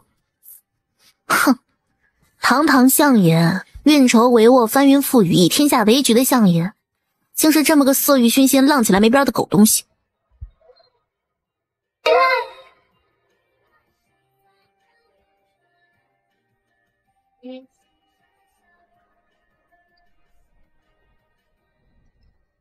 他就是靖王养的小白，整个云津最后一头成年的灵犀。陆瑶需要将他那灵犀脚里的精血，这是他复原的最后机会了。两人趁着那灵犀正安逸自在的在晒太阳挠痒痒，便动静极小的往那边摸去。就在离他不远的时候，陆瑶想着他应该是跑不掉了，可怎知他突然撒蹄儿就往另个方向狂奔而来。虽然没有猛虎野猪那么敏捷，但也是卯足了劲的往前跑。苏怀当即就自陆瑶身边一掠而过，追了上去。陆瑶落后一步，也拔腿跟上。那灵犀惊恐非常，哞哞叫唤。前方有棵树，他也不知道长哪儿，直直愣愣的就往前撞。以前听靖王那头提过的，这小白聪明，脾气又很犟，若是察觉到有人是冲着他的脚来的，他定是第一时间要撞回了去，也不会让人得逞。靖王还说过，灵犀角的稀有金贵之处在于角中精血，而非角壳子。不能让他撞，他叫小白，只跟靖王亲。小白，不要胡来。别说那灵犀听了这声音要猛，就连陆瑶听起来也简直天衣无缝，跟靖王本人一模一样。只见灵犀一听的声音，哞叫一声，也极力收住了四蹄儿。身体的惯性使得他再往前冲了好几步，但好在是撞到树之前停了下来。他回头朝苏怀看来，起初他眼里是热切，可是随着苏怀一步步朝他走去时，他果然又开始发懵。苏怀继续用靖王的声音说话，越说这灵犀越茫然不安，大抵是搞不懂为什么这声音跟模样对不上啊。苏怀索性站定，对他招手说道：过我这来。苏怀一摆在风中一荡，人就翻上了灵犀的后背。他一手撑在他背上，一手探身往前拿住他那只脚。灵犀叫个不停，一头毫不犹豫的就撞向那棵树。苏怀收拢手指，先左右使力晃了晃那脚，他猛地收紧手臂，使力往后一扳，临了他发出凄惶的嚎叫，叫声响彻整个谷地。最后苏怀亲手将那灵犀角生生摘了下来。他转身朝路遥走来，到得路遥跟前儿，苏怀问他现在怎么弄？路遥取出3枚瓷瓶，将瓶塞打开，把血清出。苏怀便将里头的精血一滴不洒的全灌注进他的瓷瓶里。瓷瓶里早就有配置好的药，只需这最后一味药引子。现在就能服用了吗？不能，这药需得1个时辰方可完全与血融合。好在是才打了一场胜仗，又抢回了相爷的未婚妻。今日亦到这里，散了吧。相爷，今晚的庆功宴宫中已经准备妥了。这次的胜仗与之前不同，这次是打得云津战线全面溃败。